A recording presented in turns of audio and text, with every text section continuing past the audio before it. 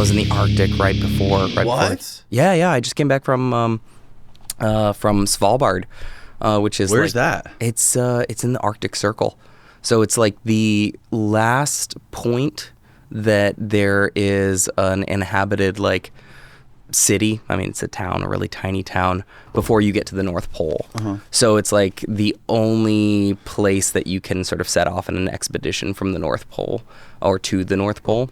Okay. And it's not like, it has some relationship with Norway, but it's not technically a part of Norway.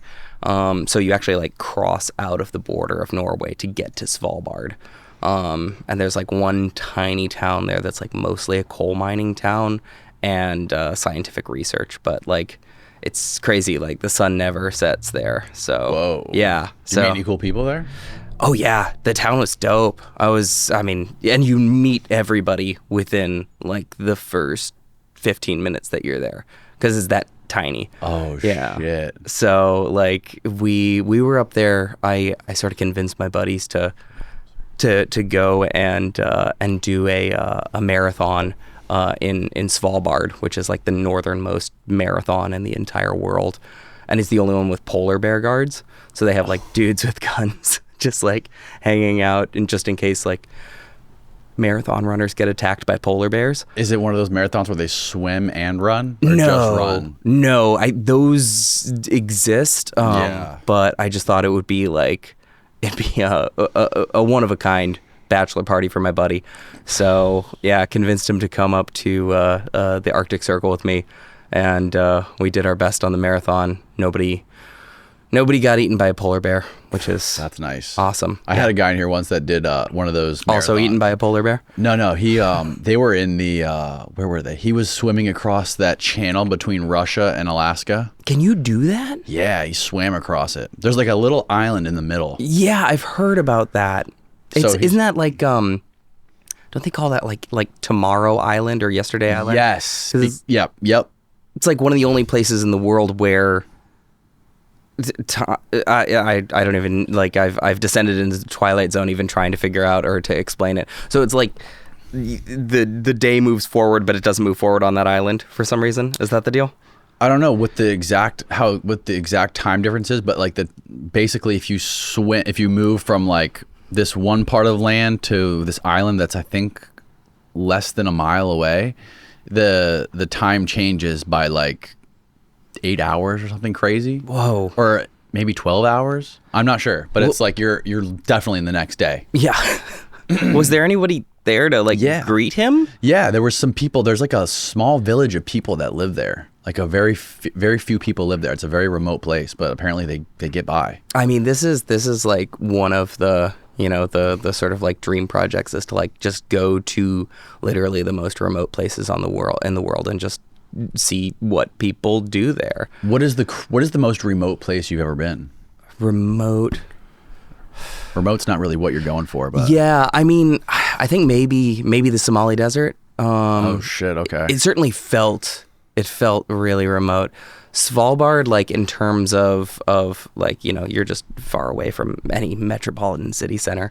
But there was infrastructure out there. But, when we went out into the desert of Somaliland, it's like you're basically driving through wadis, which are these sort of dry riverbeds, and there's no infrastructure whatsoever. So your driver just kind of has to know how the desert looks. As far as I understand, I mean, I didn't speak enough Somali or any Somali to ask him exactly how he's navigating, but yeah, we were in jeeps in a sort of armed convoy for like maybe 8 hours, no roads. Whoa. And then eventually just sort of came upon a nomad village, and I was like, this. Did you chew any of that cat leaf? I did. Did you really? How was it? It's pretty great. What is it? How does it make you feel? It's like, okay, the best I could describe it, at least my experience with it, is like, it's like you have the energy of having drunk like 12 cups of coffee, except without any of the anxiety. Ooh. Yeah, so it's just like sort of mildly euphoric, like a maybe what I'd imagine a low dose of MDMA would be like, something like that. But it's it was funny when I took KHAT, I decided to, give it a try, because I was sort of finished up my work in Somaliland, and I was like, okay, well, I'm gonna get really high on KHAT, and because I deserve it. That sounds awesome. I was listening to Rick Strassman talk about how he was growing it in his yard. Can you do that? Apparently, I don't know. Well, it's interesting. Like, I mean, the plant's pretty interesting from an economic point of view too, because it's like, from what I understand, like KHAT has to be transported every day, because it has to be quite fresh for it to be psychoactive. So, in the middle of a desert, it's hard to get really green leaves, and that's the first thing that you notice when you chew KHAT is you strip some of the branches away, and it's like this sort of really vibrant green chlorophyll flavor. Like, I mean, imagine biting a plant, and that's exactly what it is. Oh shit. Yeah, and then it turns your tongue like this vibrant neon green. But it kind of sneaks up on you. Like, I went to this hotel that was in the area, and I was like, all right, I'm gonna eat a bunch of mildly hallucinogenic East African leaves and just see what happens. And so I was like, okay, put like 5 leaves down, and they say that you have to eat like the leaves of 10 branches or so. You don't actually eat them, right? So it depends. From what I understood, unless somebody was messing with me, which is totally possible, in Yemen, they tend to spit it, and like they spit out the sort of mash. Keep it stuck up there. Mm-hmm. And then in Somalia, they tend to swallow the full mash. Totally possible somebody was just like messing with me and just trying to get me to eat leaves. That is 100% possible. But if it worked, it worked. Yeah, I mean, look, I ate a lot of leaves. I had a belly full of leaves, and I think it took like maybe like 30 branches, but since it snuck up so slowly, I was like, I've eaten maybe 20 branches of this stuff, and I was just sort of washing it down with non-alcoholic beer, and it's not like it tastes good by any stretch of the imagination. So I like came up with a strategy where I just sort of like mash the leaves together into this like tight ball, and then just like put it in the back of my jaw and just sort of like chew it as hard as I could, and then like swallow it. And then I just felt like an absolute idiot, because I'm like, I've literally just been eating leaves for like the last 20 minutes, maybe an hour, I don't know. So like I was like, I'm gonna go home. So I went back to where I was staying, and then I realized, as I was sort of like looking at this like really gorgeous sunset and having these remarkable feelings of warmth and gratitude towards the universe, that I was still like eating the leaves. Like, I had never stopped, and I was just like, well, that's interesting. And then immediately I was just like, you know what? My clothes have no idea how much I care about them. And I was like, I gotta wash my clothes. And I, at this point, was like, maybe I'm getting a little bit high right now, because I've never really thought about my clothes' feelings towards me before. But at that point, I was just sort of tearing through branches of cotton, doing laundry, and, sort of like fireworks show of gratitude about the world at large. Oh, and wow. at a certain point, I was like, while I was doing laundry high on East African leaves, I like looked at myself in the mirror, and I realized my whole mouth was just like Slimer green, like glowing green. And I was like, I think the KHAT worked. That's amazing. Yeah. You see the photos and the videos of those guys that do it all the time, and they're like, their whole jaw is like decaying. Yeah, well, so that's an interesting part about it too, and so at least how it was explained to me was that KHAT actually has a different effect the longer you use it.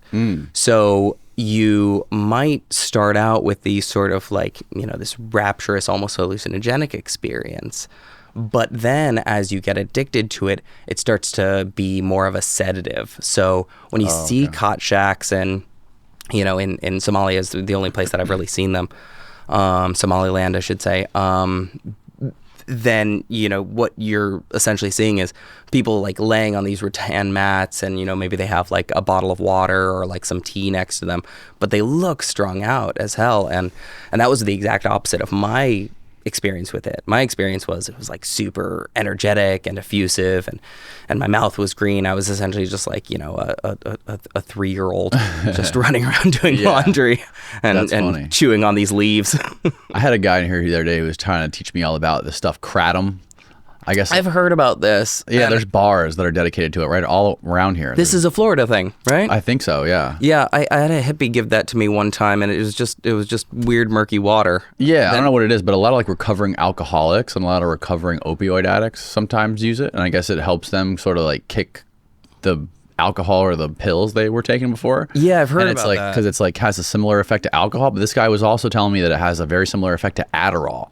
He's like, I drink it with my coffee, and it makes me like supercharged. It's like drinking 20 cups of coffee. Was this a guy that was on the podcast, or were you just talking to him outside an AMPM? He was not on a podcast, but he was he was here with one of my guests. And he was gotcha. telling me about it. I guess like he has a kratom business, and he was trying to teach me all about it. Isn't there also like a kava bar deal out here?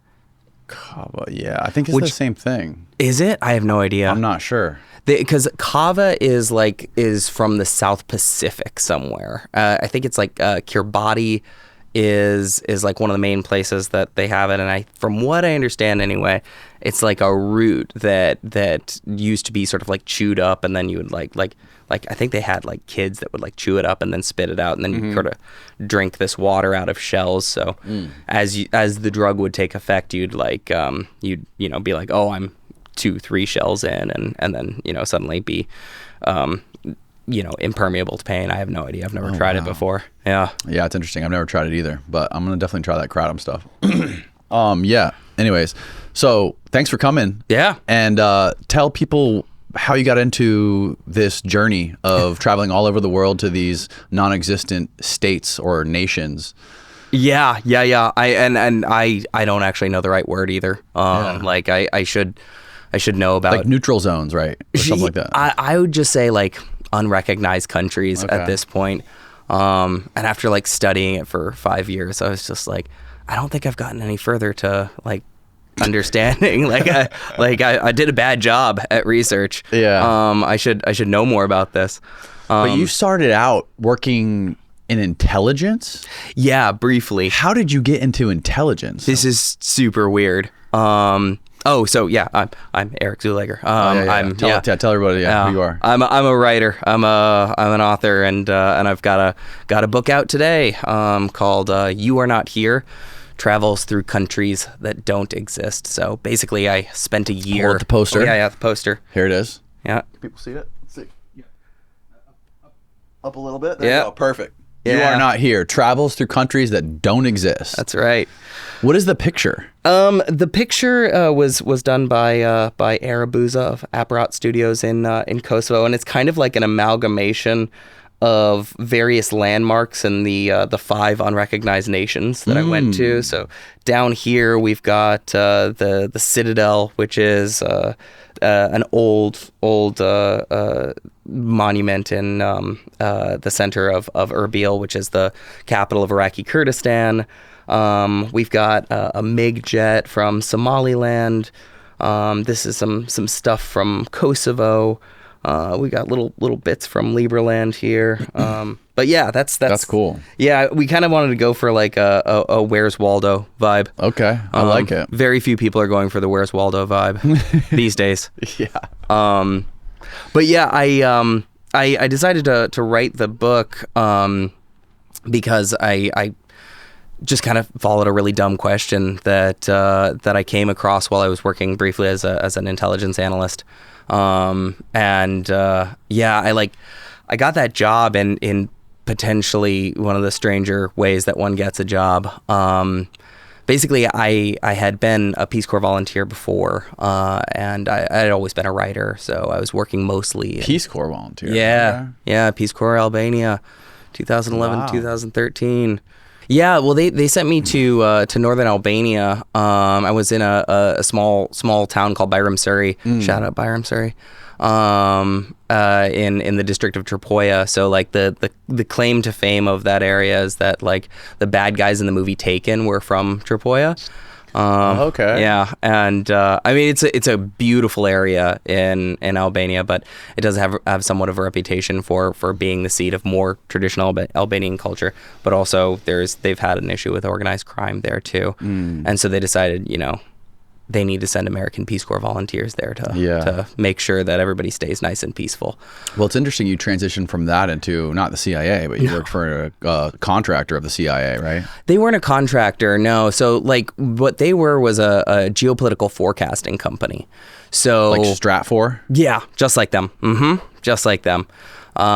So what happened was while I was in the Peace Corps, I'd come out of university with a degree in theater, and as soon as you leave university with a degree in theater, you're like, it was a mistake to get it was an error for me to get a degree in theater.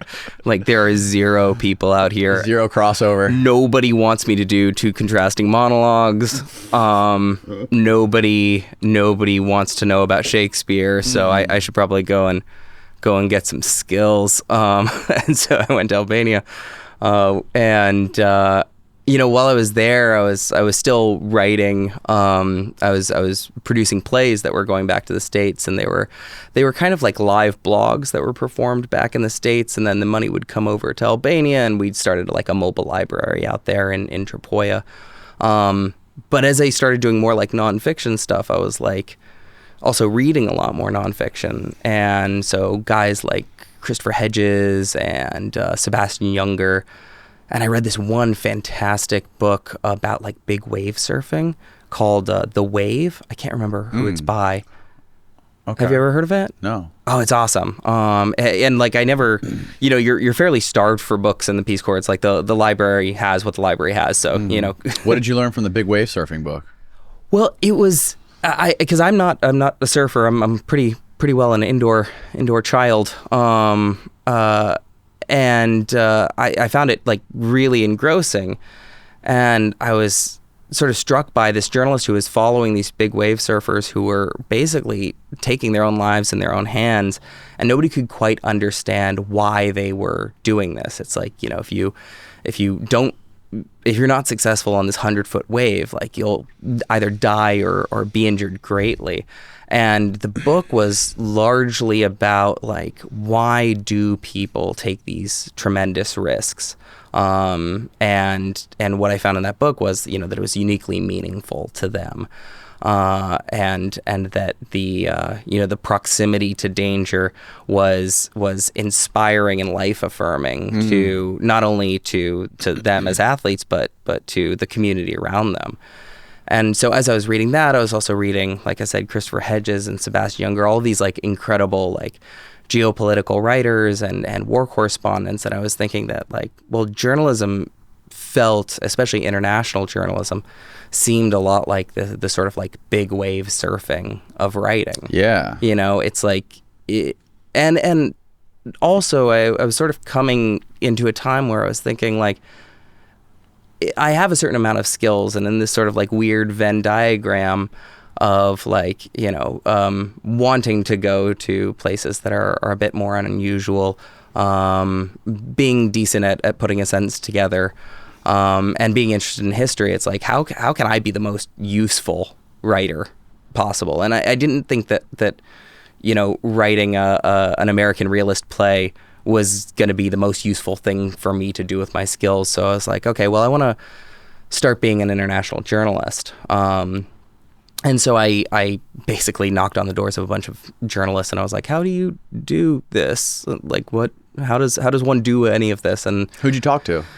I talked to a couple of people who were reporting in, I think it was Isreal, and a couple of Middle Eastern journalists. This was like over 10 years ago now. But basically a lot of the feedback that I got from them was just like, just go, just go and start reporting. And at this time, Syria was the crisis that everybody was writing about. And I had some understanding of Turkey, and I was like, well, it seems like a reasonable thing to do to go throughout Turkey and just try and get some stories sold. But of course, meanwhile, like I had to save up some money to like, go write in Turkey for a little bit. So I got myself a job as like the head camp counselor at a summer camp in Boston. And because I in the Peace Corps I had education training, and then I worked in special ed for a little bit. So I could run a summer camp. Okay. I can tell people to tie their shoes and stop running. Boy, can I! Really prepared me. Hard work, man. Prepared me for war zones, man. Really, I've seen some shit you wouldn't believe. Yeah, some literal shit. That's exactly what I'm talking about. Yeah. So while I'm at the summer camp in Boston, I'm kind of like getting my ducks in a row, and I have this whole trip planned out where I'm gonna work my way down to the border of Turkey and Syria, and I'm kind of considering how I want to write about this kind of stuff, and I'm realizing that, well, in a certain way, there are a lot of good-hearted journalists and especially Western journalists who are going into these places to cover conflict, but sometimes that also ends up with them in the way of conflict and potentially making a dangerous situation for them, making a dangerous situation for other reporters on the ground. And so since I was just sort of starting out and learning to write from these areas, I was like, I don't really want to talk about the conflict directly. I wanted to write about stuff that was on the side of it. I wanted to maybe write human interest stories about things that were not getting covered because the war was the story. That's always the most interesting stuff. Because that's what I thought. Everybody focuses on like the big thing. Yeah, and it's like I think that warfare, as it is now, as it probably always is like it's so fascinating to people, and it gobbles up so much of the news cycle that it's easy for people to forget that there are just real people having normal days and struggling through life and getting up and cooking eggs for their kids and complaining about work, even though a couple miles down the road there's bombs going off. And I think that sort of parallel universes are pretty interesting to me. Yeah. Parallel Parallel universes, subcultures, and the fact that like they can just exist right next door to you and you would never know. I've always found that kind of thing fascinating. Yeah, that is very fascinating. That's what I like. That's some of like the best documentaries that I find on YouTube or stuff, that like when people are just like picking up rocks and looking under rocks and finding the things that like no one's shined a light on before, and like even if they just follow like a small group of people and what their lives are like, it's maybe affected by like the bigger picture, whether it be a war or a genocide or something like that, but just like seeing how their lives are. Did you ever see, you may have even called it out on the show or had him as a guest, but did you ever see Love and Saucers? Yeah. I had the guy who made that documentary in here. Incredible work. I mean, it's like that's beautiful. That was a beautifully shot film. 100%. And I thought it was incredible because it's like, one, we're taking the Brad Abrams, that's his name. That's right. I've heard him on a couple of different things, and it's like takes the subject so seriously. Like he's not, sort of like there's no snickering at the subject. This is so for those of you who don't know, like Love and Saucers is it's a documentary about this guy who feels that he had a relationship with an alien or throughout his lost his virginity to an alien. Correct. And then he's a painter, so he like kept painting this alien for basically his entire life.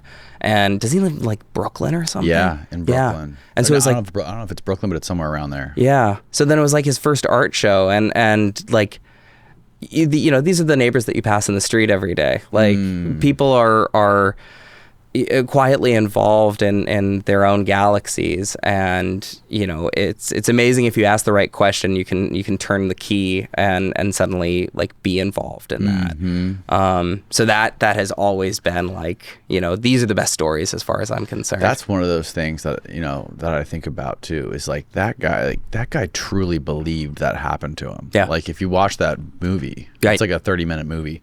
He truly believes that happened to him. I mean, he talks about every little detail and paints all these beautiful pictures of these like hybrid human aliens that like took him into the woods and fucked him. Yep. Mm-hmm. And like the alien had real human tits, like a real nice set of tits on it, and like the large-breasted alien was like large-breasted alien, prominent figure of that film. He impregnated the alien and gave him babies, or he gave her babies. And like, man, years ago, I was doing a story that was killed. Sadly, I was doing a thing about UFOs, and I went to like these 3 different UFO things in Los Angeles, and I went to this like abductee support group that happened like randomly every like 3rd Saturday in Marina Del Rey. And it was just like in a random strip mall, and for some reason I had to like pay $5 to go into a support group, but I think it was because like some fancy alien guy was there. I can't remember what his name was, but fancy alien guy, that's great. He was the dude who was like one of the leading experts in like removing alien implants. Okay. But he was a podiatrist, and shockingly, every implant that he removed was from the foot. Anyway, I saw him talk. But like, people would get up and they would sort of say their piece, and at a certain point, somebody was like, okay, well, how many people have been abducted in this room? And, it's a room of like maybe 80 people, and I figured, 12 hands would go up, and then it's like, I was the weird one, because like, I mean, at this point, I have not been abducted by an alien. Right. Still to this day. My working theory on alien, you're familiar with John Mack? Mm-hmm. Yeah. My working theory on the alien abduction thing is that some people, like a certain percentage, maybe 1% or less of the human population has like something, an advanced version of their brain. Some people think it's the basal ganglia that lets them tap in to like another dimension a little bit. Like they're able to receive signals, right? Like similar to a radio antenna, where they can somehow receive signals from elsewhere sometimes. Like when you think of some people who talk about they see ghosts, or like they see certain things, whether they're ghosts or not, or aliens. Like I think that might be something when you're talking about this guy, David Huggins, the old guy who talked about fucking the aliens. That's right. Yeah. I think that might be what it is. It might be something in their brain that they're actually experiencing. And I don't know if it's real from another dimension, or if it's all just hallucinations in their mind. Or it's like the whole DMT thing. Like when you take DMT and you go to that world with the dancing, the machine elves or whatever. Yeah. When you go there, like, are those elves real, or are they in your head? Well, but look at reality. Yeah, exactly. Reality is all in your head. It's all a construct of your senses. So that's kind of like how I think about it right now. Well, that's like my working theory. Your brain is a reality generating machine, and then on top of that, or sometimes like the pathway in is like, what are the things that you really believe, and it's amazing how like something as ephemeral as like what you believe, it has real world effects. Like that guy believed that he had a hybrid alien child. Like, try and convince him that he's wrong. This is not that dissimilar from somebody in an unrecognized nation or somebody in a recognized nation saying, this place still exists. Like, no matter what you tell me, this is the best country in the world. I have an absolute religious belief about this thing. And one of the things that I find fascinating is how that abstraction can be leveraged to change how people behave. Obviously believing in aliens and believing in countries are totally different things. But there is this human mechanism for generating beliefs about how their realities work that is one, it's able to be manipulated, and two, it's deeply important to us collaborating with one another. Because like when I was at the alien abductee like support group, afterwards, honestly, I think the most fascinating part about the whole thing was like afterwards, like all of these alien abductees went out to Denny's together, and it's like, that's awesome. Yeah, I'm like, I felt myself like so sort of like glad for them that like these people could like hang out and have a moons over my hammy and like talk about their abduction experiences. Like, they have community, and they had this shared lexicon, and that, was able to bring them together. Like, it may not make sense for all of us. That's fine. But like, they were certainly like together in their own belief structure. After that thing, I went up. Man, you get some wild stuff in meetup.com. Cheaper than a movie. Just go into the depths of meetup.com and you'll find some. Oh yeah, absolutely. So I went to an alien summoning from meetup.com. Okay. Summoning. Yeah, I learned how to summon. Where was this? It was a park in Los Angeles. And now, when you're imagining a UFO summoning, are you thinking about it at night? Probably. Noon. Really? In July. Very hot day. And so I walked up. I pulled my buddies along with me to this thing. So I was like, guys, Get more people to show up at noon. Well, it's just like, guys, we're going to go to an alien summoning. So did you film it? No, I didn't. Oh, okay. I'm a writer. I'm not technical at all. Right. But I showed up, and there's a lot more people there than I thought it was going to be. It was like maybe like 30, 40 people in this park. Really hot day, and I was always just like pretty honest about people. I'm like, oh hey, I'm a journalist. I'm working on a project here. And then they're like, oh, great, that's awesome. You should talk to our science lead. And I'm like, okay, cool. Who's the science lead? And they're like, that's Hans. And so this guy named Hans comes over, and he's like, I got to show you the book of UFOs. And I was like, okay, sweet. Let's look at the book of UFOs. And he like opened up this like a bunch of like highly pixelated photos. And he was like, see that? That's a balloon. That's not a UFO. But that is a UFO. And then you just flip the page and be like, balloon, UFO. And then you flip the page and he'd be like, that's a UFO pretending to be a balloon. And I'm like, Hans, what kind of doctor are you? He's like, I'm a dentist. And I'm like, I'm having less confidence in this summoning. And he's like, well, just wait for the summoner to get here. I'm like, okay, sweet. He's going to teach everybody how to summon. So I was like, well, this sounds great. That's a skill. It's a little bit better than a theater major. So everybody in the park kind of comes up around this summoner, and he's like, okay, this is a 3-step process. I'm like, okay, sweet. And he's like, first you pick a point in the sky.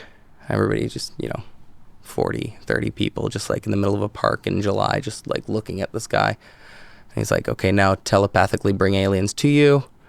And then you just repeat that until they come. I was like, step 2 should have had more steps, I feel. Like, I'm like, and like, you got to try. So you're just like standing in a field with like all of these people just sort of staring at the sky. And then eventually somebody will just say like, oh, there's one. And then the crowd will just like rush over to somewhere else in the field and like point at something in the sky. And everybody's just like trying to like, see whatever they're seeing. And then it would happen again somewhere else. And it's like, I have no idea. Did you see anything? I have no idea. Nothing that I would define as UFO. Right. And to add insult to injury, there was definitely a birthday party going on in the park, and like some balloons totally flew away.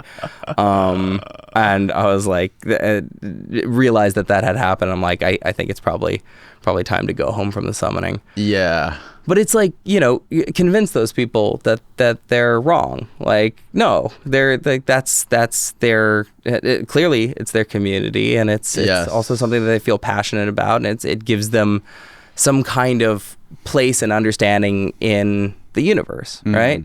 Literally the universe for them. And I mean, who am I to tell them that that's not a real thing? Right. Yeah. There's some wacky people out there, man. Mm-hmm. And that they're beneficial to the government when they want to cover up or use false information to either cover up real stories, or push narratives that they want. They can easily use these people as like a. Well, it's like one of the things that I always think about with like with these sort of like broad sweeping movements, like, and especially how media often works is like, the loudest voices are generally like not the most informed voices. Yes. Right. And they're the most extreme. Exactly. Like, not to get super political, but like the image that we have of January 6th is who? Like the QAnon shaman. Yes. Like it's the dude with exactly the dude with horns on his head. Yeah. Pitch perfect. And when you have this image to collect an entire group of people under, it's like, oh, you're going to be like that crazy person, then it becomes really easy to discount anything that might be a legitimate complaint on either side. Yeah. And I have always, like, that's one of the reasons that I thought it was interesting to genuinely go to places to find out what's actually happening on the ground. Because there's only so much information that we get in the United States, and oftentimes it's so salacious. It's so sort of filled with fear and with anger that it's hard to understand that there are real people who are actually living lives in these places. And that was kind of the goal when I wanted to go to Turkey in the first place, was to find maybe some of the more quiet stories. And then I didn't end up going to Turkey because they had a coup. Oh wow! Yeah. So this was back during I can't remember what year it was. Was it 2016? Must have been. I thought it was more recent than that. No. Was this the fake coup? I have no idea if it was fake or not. It was a. I know that they had while I was working on the working at the summer camp there was it's like telling kids not to run and like listening to reports about how there were like tanks in the street of Ankara and Istanbul. And at that point I was like, well shit, like I have a ticket to Istanbul pretty soon, and I didn't quite know what I should do with that, because I was like, this. I specifically didn't want to put myself into a situation where I'd be a liability for the community, or like that I would get myself like into a situation that I couldn't get out of just because I was trying to learn how to be a journalist. And so I was talking with my folks about it. My dad was close with this geopolitical forecaster guy. I'll call him Frank. Your dad was close with him? Yeah, he was close with him. Well, they were like pen pals. He was like, I like your geopolitics. And then the guy was like, thanks, I'm going to keep I like your geopolitics. That is like That's a great compliment. It's like the most dad compliment ever. Like everybody's dad, once they get old enough, they're like, I really like either the Civil War or World War II, or my dad is World War One. Okay. So yeah, he's mad stoked on geopolitics. Okay. So your dad introduced you to Frank. Yeah, he introduced me to Frank, and he's like, why don't you write Frank and see what Frank says? And so I wrote him, and I had heard that Frank thought this was a terrible idea, and I was like, okay, well. He thought what was a terrible idea? Me going to Turkey. Okay. Yeah. So I was like, hey, Frank, it's me, Eric. I hear you think it's a bad idea for me to go to Turkey. So I still want to like learn to write about the Middle East and what's going on. And I kind of had in the back of my mind that I wanted to do something about travel. And I was thinking about maybe trying to do like a non-political travelogue of the Middle East, which I realized immediately was fucking impossible. That's like trying to write like Moby Dick without ever using the word whale or like the letter A. So I was like, told him, these ideas. And then he wrote me back and he was like, well, here's why you're going to end up in Turkish prison.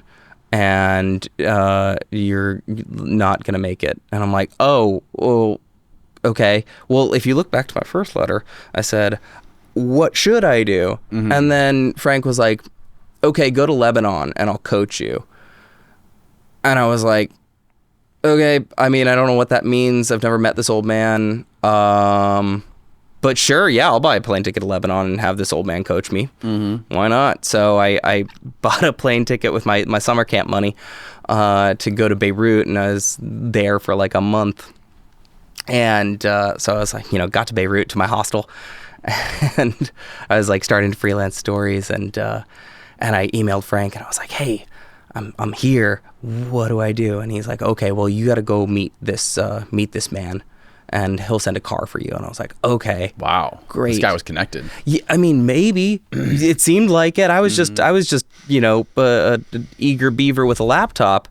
So I would just like go and I just like went and met a random car outside of a place called Burj Hamoud in Beirut. Mm-hmm. And guy waved me down. He didn't speak any English. I didn't speak any Arabic or French. And we start driving on the outside of town. And I'm like, it's at that point I was like, this might have been a poor choice for me. Sorry to interrupt, but this episode of the podcast is brought to you by Verso. We all know how important it is to get the right amount of nutrition, exercise, and sleep as we age. It's something I'm really passionate about and have discussed at length with doctors and nutritional scientists on this podcast. That is why I use Verso. Verso is a company dedicated into translating scientific breakthroughs into products that hold the potential to increase longevity. I take Cell Being every day to help combat aging by increasing my NAD levels with powerful ingredients such as NMN, transresveratrol, and TMG. NAD Plus is arguably one of the most powerful molecules in the body, but declines with age. Keeping NAD Plus levels high helps guide longevity genes called sirtuins. Sirtuins are called longevity genes because by activating them, they support overall health and slow down aging-related effects by regulating important processes inside of cells. High NAD Plus levels can improve your metabolism, repair damaged DNA, and ramp up energy production in your brain, immune system, and muscles. Now, you can't take NAD Plus as a supplement because it's too big for the cells to absorb. But NMN directly converts to NAD+, while resveratrol activates your sirtuins, which increases their attraction for NAD. These two molecules act synergistically and increase your NAD+ more than just NMN on its own. Verso also publishes third-party testing from each batch produced to absolutely guarantee you're getting what you pay for. Head on over to ver.so and use the coupon code CONCRETE at checkout to save 15% off your entire order. Or go to ver.so/KONCRETE right now. It's linked below. Now back to the show. Like I'm already like 5 minutes in the car. And at that point, I'm like, this might have been an error of judgment. That was the point of no return. Yeah, it was. But then he ended up dropping me off at this office park in a place called Junet. And I went into this office, and the guy was like, "Oh, you're from Frank, right?" And I'm like, "Yeah, I'm definitely from Frank." And then he's like, "Well, so how is he?" And I'm like, "He's good. He's really good." And he's like, "Okay, have a seat." And I'm like, "Great." So guy turned out to be a counterterrorism expert, and he was just like talking about counterterrorism, specifically the Islamic State at the time. Did he work for any agencies? I have no idea. Okay. He was just a guy in an office. Okay. I was just taking notes. And at a certain point, he was like, "Do you have enough?" I'm like, totally. Yes, I do. I have enough for Frank. And then driver took me back, and I was like, well, that was strange.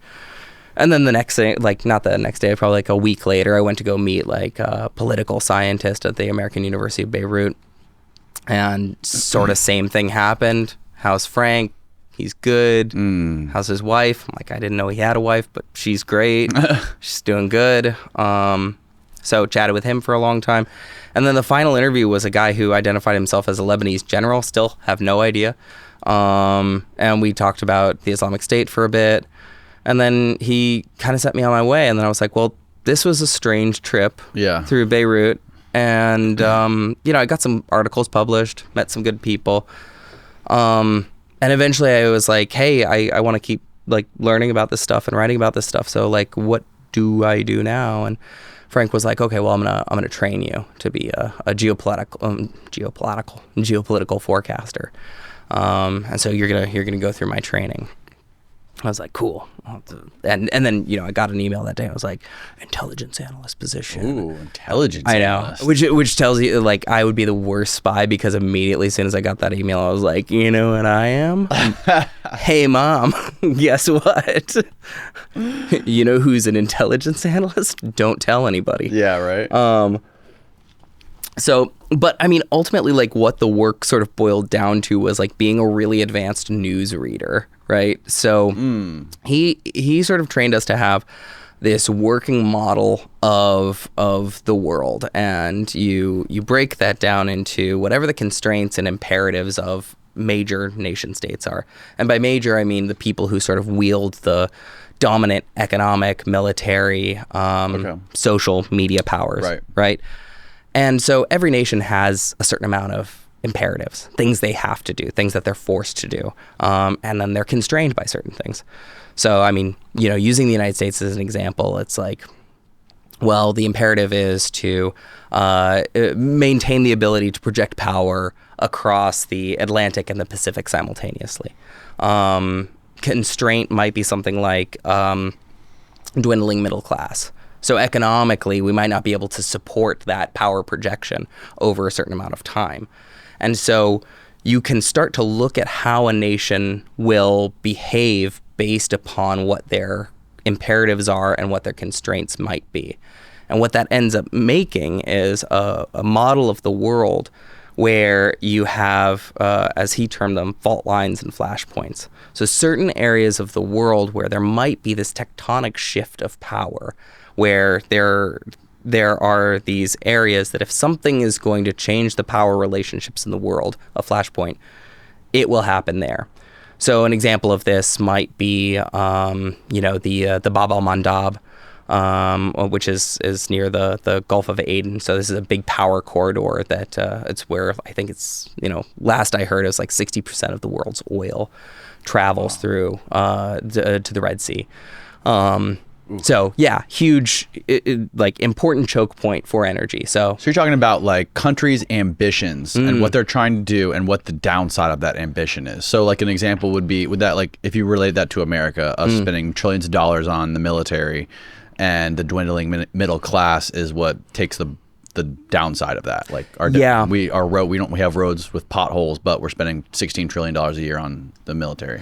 Yeah, so it's less the things that are blocking us, but the things that are like holding us back, right? We're constrained by if we have a dwindling middle class, that also means that we have a dwindling tax base to pay into military adventurism. Got it. Some in fact a good deal of like geopolitical constraint is actually just damn geography. It's incredibly hard to fight a war in Afghanistan as history has told us constantly, and it's just because there's so many damn mountains. Like it's Alexander the Great was turned back, Napoleon, Russia, the United States. We have the best geography, right? Well, I mean, best according to what, right? Like war, because we're surrounded by the two oceans. Yeah, so we've got. I mean, we have I can't remember which geopolitical guy called it this, but he called the United States this sort of the idea of this inevitable empire, right? And the idea was that we have so many natural features that make us highly defensible. You've got the Appalachian. I'd say Appalachian. I'm from California. We have those mountains over there. We've got this robust system of arable land and rivers, which allows for incredible amounts of agriculture to happen right in the center of our country, which is obviously highly defensible. Huge lakes on top of us, a damn desert beneath us, Rocky Mountains bracketing everything. So invading the United States is a genuinely insane thing to do. Right. We're also all super heavily armed. So yet another reason. Right. I think I can't remember who it was. I actually meant to look this up, but I think it might have been Lincoln. But he said, I'm not even going to attribute it. It was some early president who either had a powdered wig or a really cool beard. Said something about the fact that because the United States was so blessed geographically, the death of the U.S. as a nation would never come from outside, that it would be by suicide. Oh, wow. I can't remember who said that, but maybe you can find that quote. Goes hard. That is a hard quote. Yeah, I know. It seems like what's going on in the last couple of years. Internal division. Internal division is another constraint. It's a geopolitical constraint. But in a society that presumably permits and encourages freedom, you have to tolerate an amount of internal division. But as you divide away the singular vision of a nation, then suddenly there's conflict that arises within it. Everything is ultimately a trade-off. Yeah. And who was it? Was it? Oh, hell yeah. It was Lincoln. him. Yeah. America will never be destroyed from the outside. Whoa. Oh, shit. Continue with Facebook, said Lincoln. If we falter and lose our freedoms, it will be because we destroyed ourselves. Wow. Lincoln. Damn. Abraham. Bars. Dude, I know. They don't give Lincoln credit for his sick flow. Have you seen that recent video of all those guys pledging allegiance to Trump? It was like 2 days ago. That doesn't surprise me, but no. It is terrifying, man. It looks like it's like a giant warehouse, and they're lined up. They're lined up. Here's the video. Look at this. No, what? I allegiance to the flag of the United States of America and to the republic for which it stands, one nation, under God, indivisible, with liberty and justice for all. This was a MAGA thing. Whoa, And that is. they did this as Trump was going into court.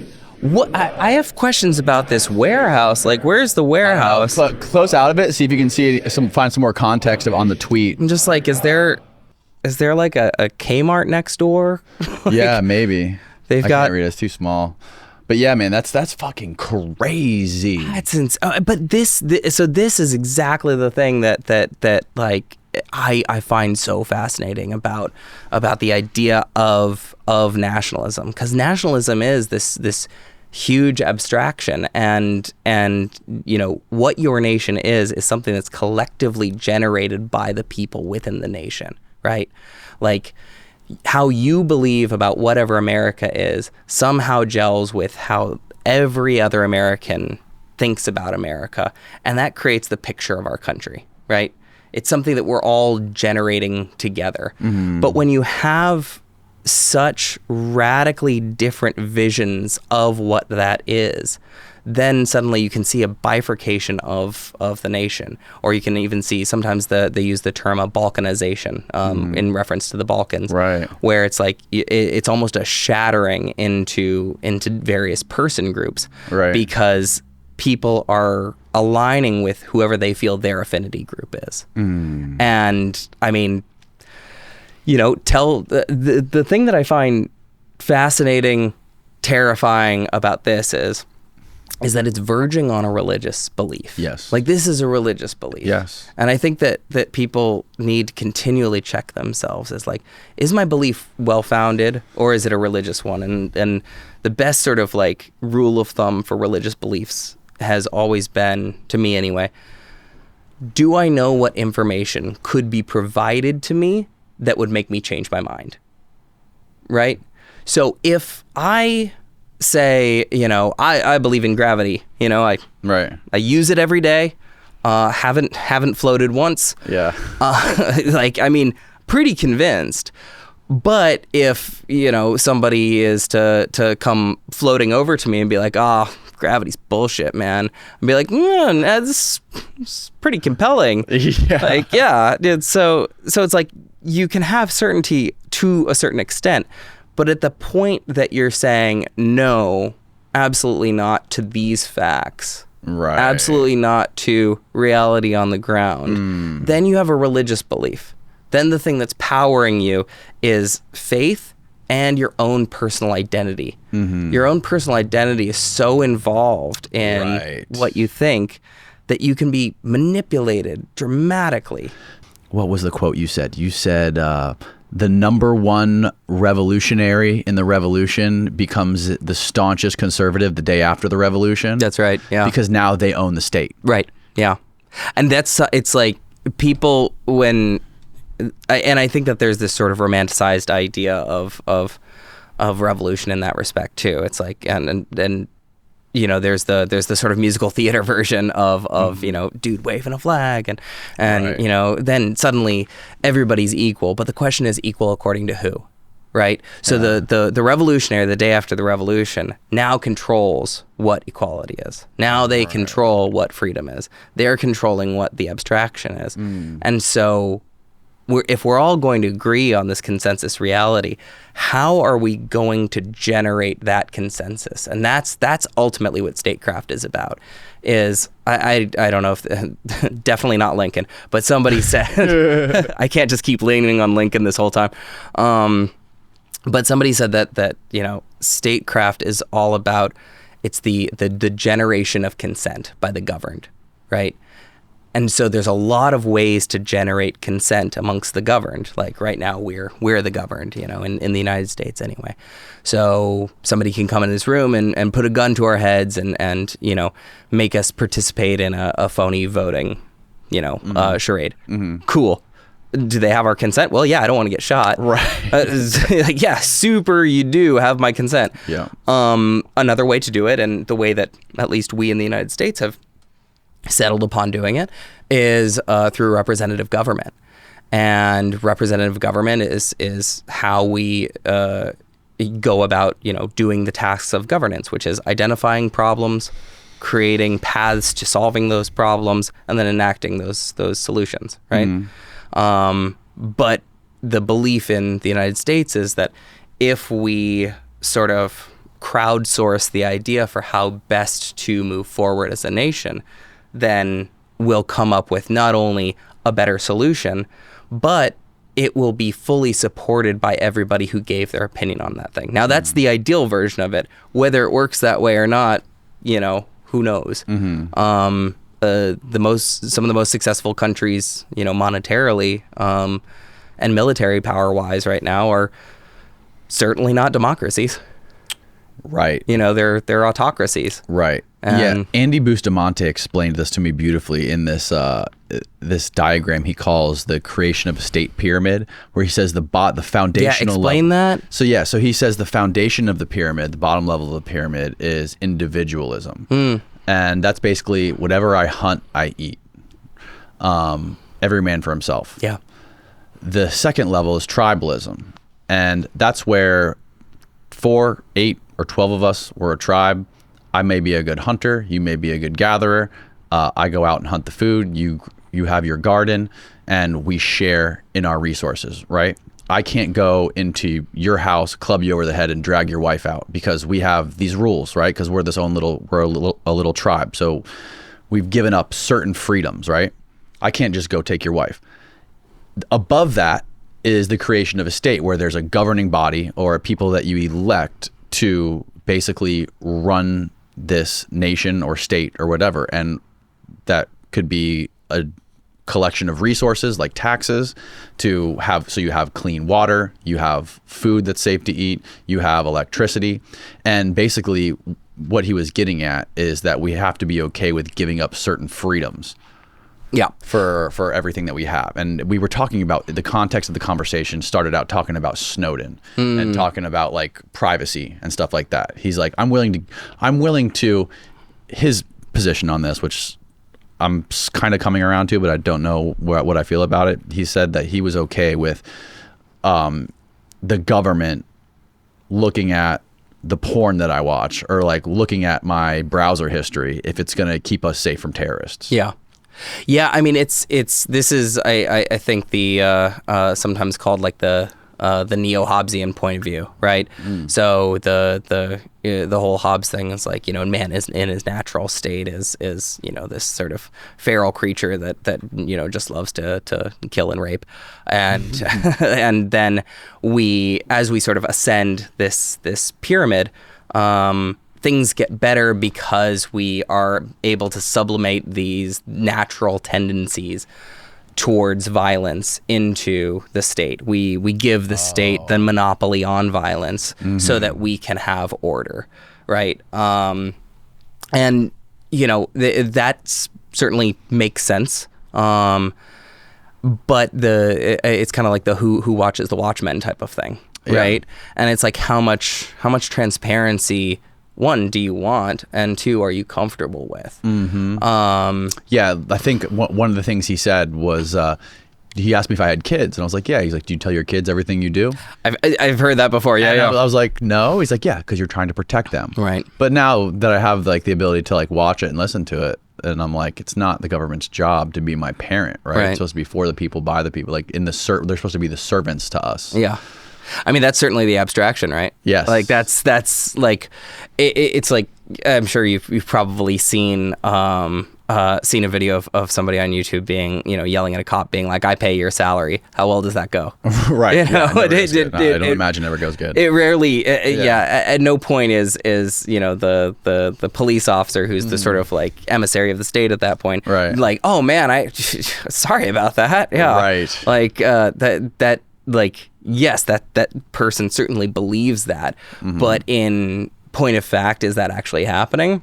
I mean, not if they end up in handcuffs and with a black eye. Right. Right. Right. I mean, that to me is the fascinating thing about statecraft in general is like how do different places navigate this way of creating consent amongst the governed?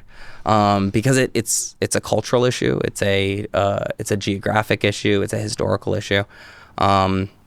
So I live in Albania. I live in Tirana, Albania, because after Peace Corps I just went pro, and so I've lived there for like on and off for probably about 4 years altogether. Wow. And at a certain point, I was in an Albanian art gallery. I was looking at old pieces of artwork and paintings, and a lot of it is this sort of like Soviet realist stuff, because Albania was one, it was the world's first atheist state, because religion was outlawed there for 50 years. And two, it was under sort of brutal North Korean style dictatorship under a guy named Enver Hoxha.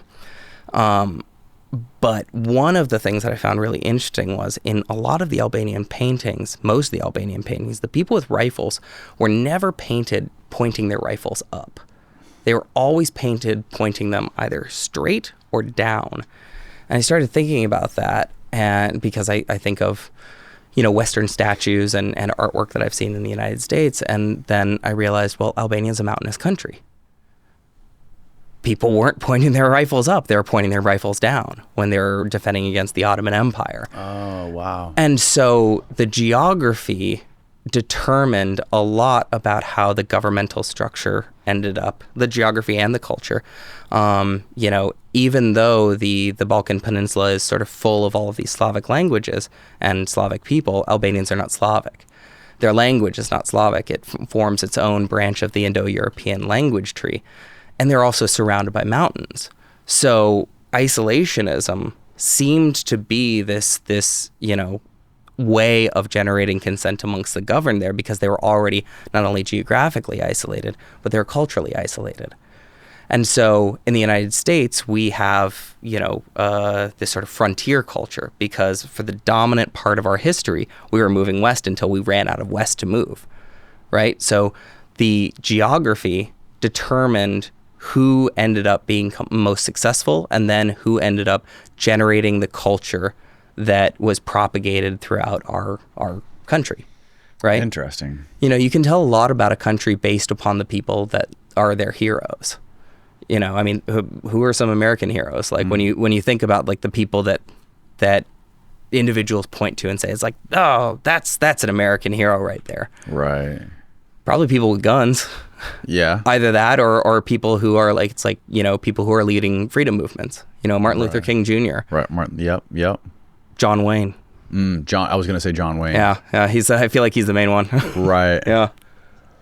Or people who died. Rosa Parks, John F. Kennedy. People who are going their own way. Like we and I think that goes, we in the United States and I mean for every country, it's hard to see the water that you swim in. And so we take for granted what an individualistic culture we are. There's certainly Albania is a more collectivist culture, and that's not just because of the fact that communism was deeply embedded in their history, but it's because their family units are remarkably. Is that Hillary Clinton? What is? What, oh no! What am I looking at here? It's more like Bill. Yes. Googling American heroes and looking at photos. Oh, look at all those American heroes. Look at all these powdered wigs. Yeah. Einstein. Einstein was not American. he was, well, as far as I know. Might have to go check in history about that. Oh, that's hilarious. So yeah, I mean, I feel like, where did we get off to? We're talking about American heroes. Lebanon. Well, no, I want to go back. You were in Lebanon. What were we talking about? You were in Lebanon, and Yeah, I was in Beirut. I was just Frank- reading. Geopolitics. Frank was like, "Come back and Yeah. be an intelligence analyst." Yeah, so I did that. I was actually. By the way, Frank is a pseudonymous name. it is a pseudonymous name. And if you Google around about me, you'll figure out who it is. Yeah. You did an amazing podcast. Who was the guy's podcast you did? Chris Ryan. Yeah, Shout out. and Chris Ryan said he was gonna fuck Frank's wife. God damn it. So much for keeping it pseudonymous. Jesus. There that goes. I'm gonna be dead by That was noon. hilarious. Nice knowing you, Danny. If my book comes out, You're Not Here, Travels to Countries That Don't Exist, and I died, I hope it sells well. You're Not Here, Travels Through Countries That Don't Exist. I can cut that out if you want No, me to. I'd appreciate it. No, I don't know. Keep it in if you like it. So You're working for him now. I'm working for him, and basically it entails being just a very detailed news reader. Yeah. So what a working day is like. I had to get up really early in the morning, so I was up at like 4 a.m. I was living in Los Angeles at this point, in an art colony, which is a very weird place to be a intelligence analyst. Art colony. Yeah, brewery art colony in East. Brewery art colony. Dude, it's like the musical Rent, but like so much dirtier. Wow. Yeah. It was cool. Like you get like a big old art warehouse, and then it's like, build your own walls and do really really edgy artwork. Yeah. Where you all say fuck a lot. Los Angeles is a strange place. Yeah, man. Almost as strange as Miami, but not quite. I've never been to Miami, What? so yeah, I've never been. Oh my God. Yeah, It's such a great place. I because literally. It's so close to the U.S. I just went to like my memory, and I was like, what do I know about Miami? And like I think a Pitbull music video just started playing, and that's it. That's all I know about Miami, really. It's crazy. Totally different animal than Different animal. out here. The traffic is almost as bad as L.A. It might be worse sometimes. I guess it's depending on the time of day, but it is very similar to L.A. It takes 2 hours to drive 2 miles. Yeah. Sounds about right. And everybody is Cuban. It must be great sandwiches and awesome cars. Beautiful women, great cars, lots of rich people, lots of great food, but just so many people packed into this tiny place. It's a great place to go. It's a great place to go for like a day or two. That's not at all I mean, like I said, my stereotype is literally only Pitbull music videos and Big Willie style. Okay. That is the so anything outside of a music video, I have no concept of. You gotta go, man. All the places you've been, you've never been to fucking Miami? This is the first time I've been to Florida, man. My, yeah. Really? Yeah. Wow. I honestly, Welcome. I haven't explored the U.S. that much. I've spent most of the last 10 years, in unrecognized countries. Right. Can't blame you. Yeah. But when we were training, I went out to Texas, which was like, so training and like, I don't know, I got an email and it was like, okay, you're coming out to training. And I was like, okay, sweet. It'll be like a weekend or something. And it was like a month. And I'm like, what?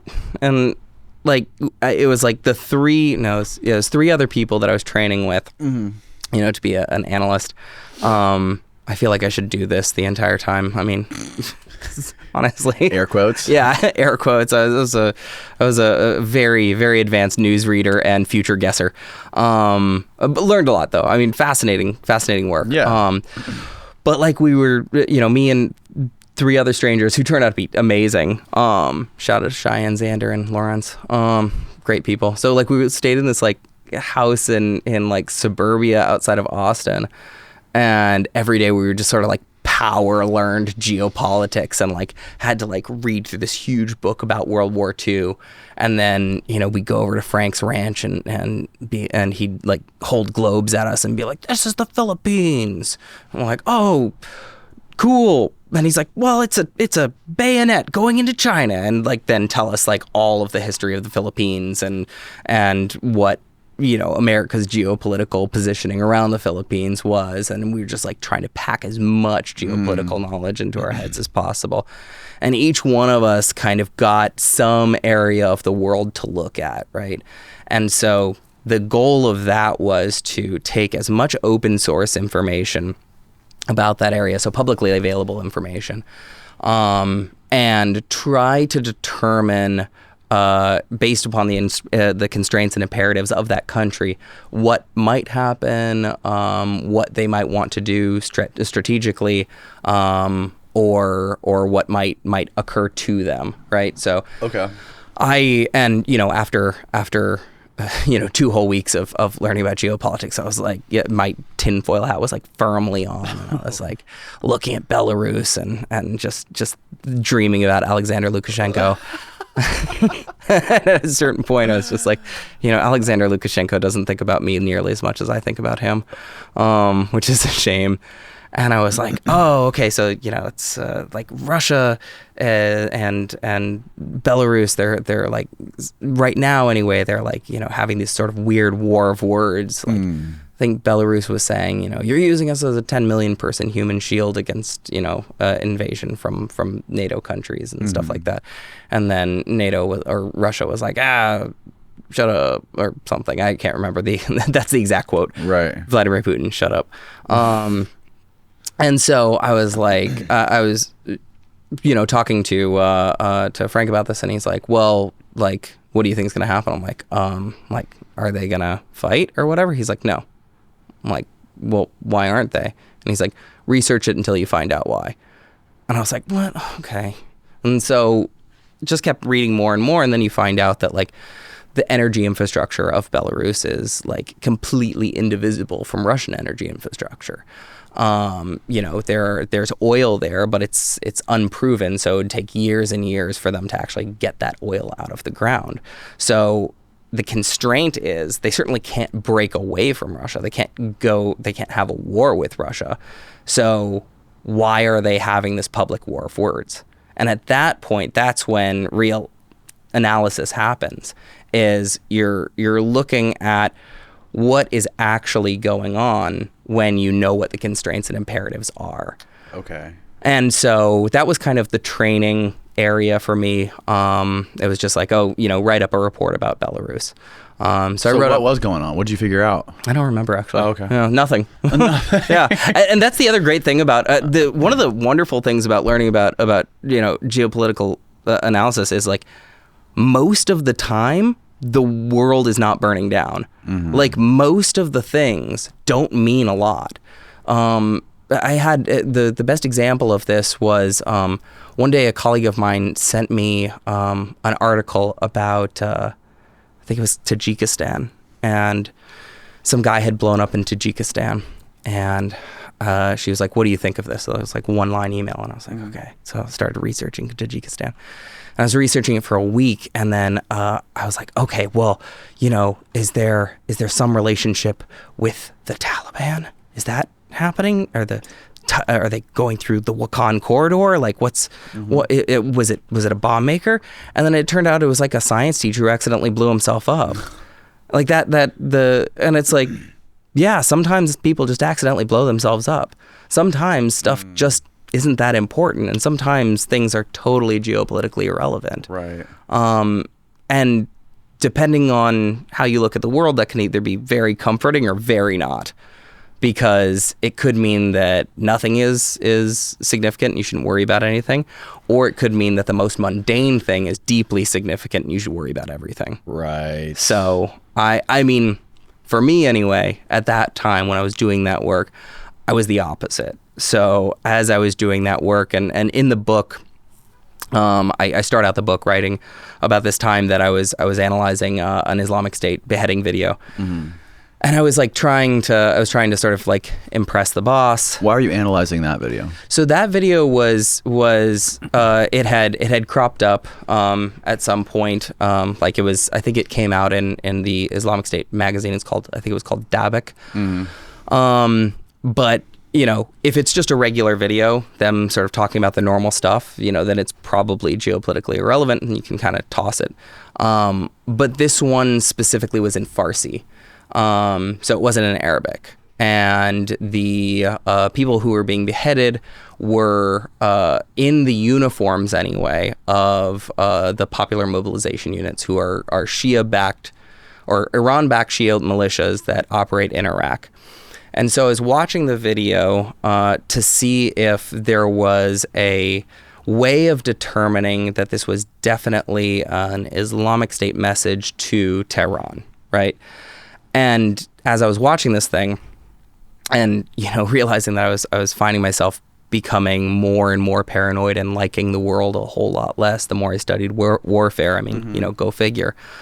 I was realizing that there's no way for me to actually determine this, right? Because, yeah, like you can put those uniforms on anybody. You can put that insignia on anybody. Right. So does it mean that something's going to happen tomorrow? Like, is the Islamic State going to roll some tanks into Iran? Or not tanks anyway, like, Toyota Hiluxes.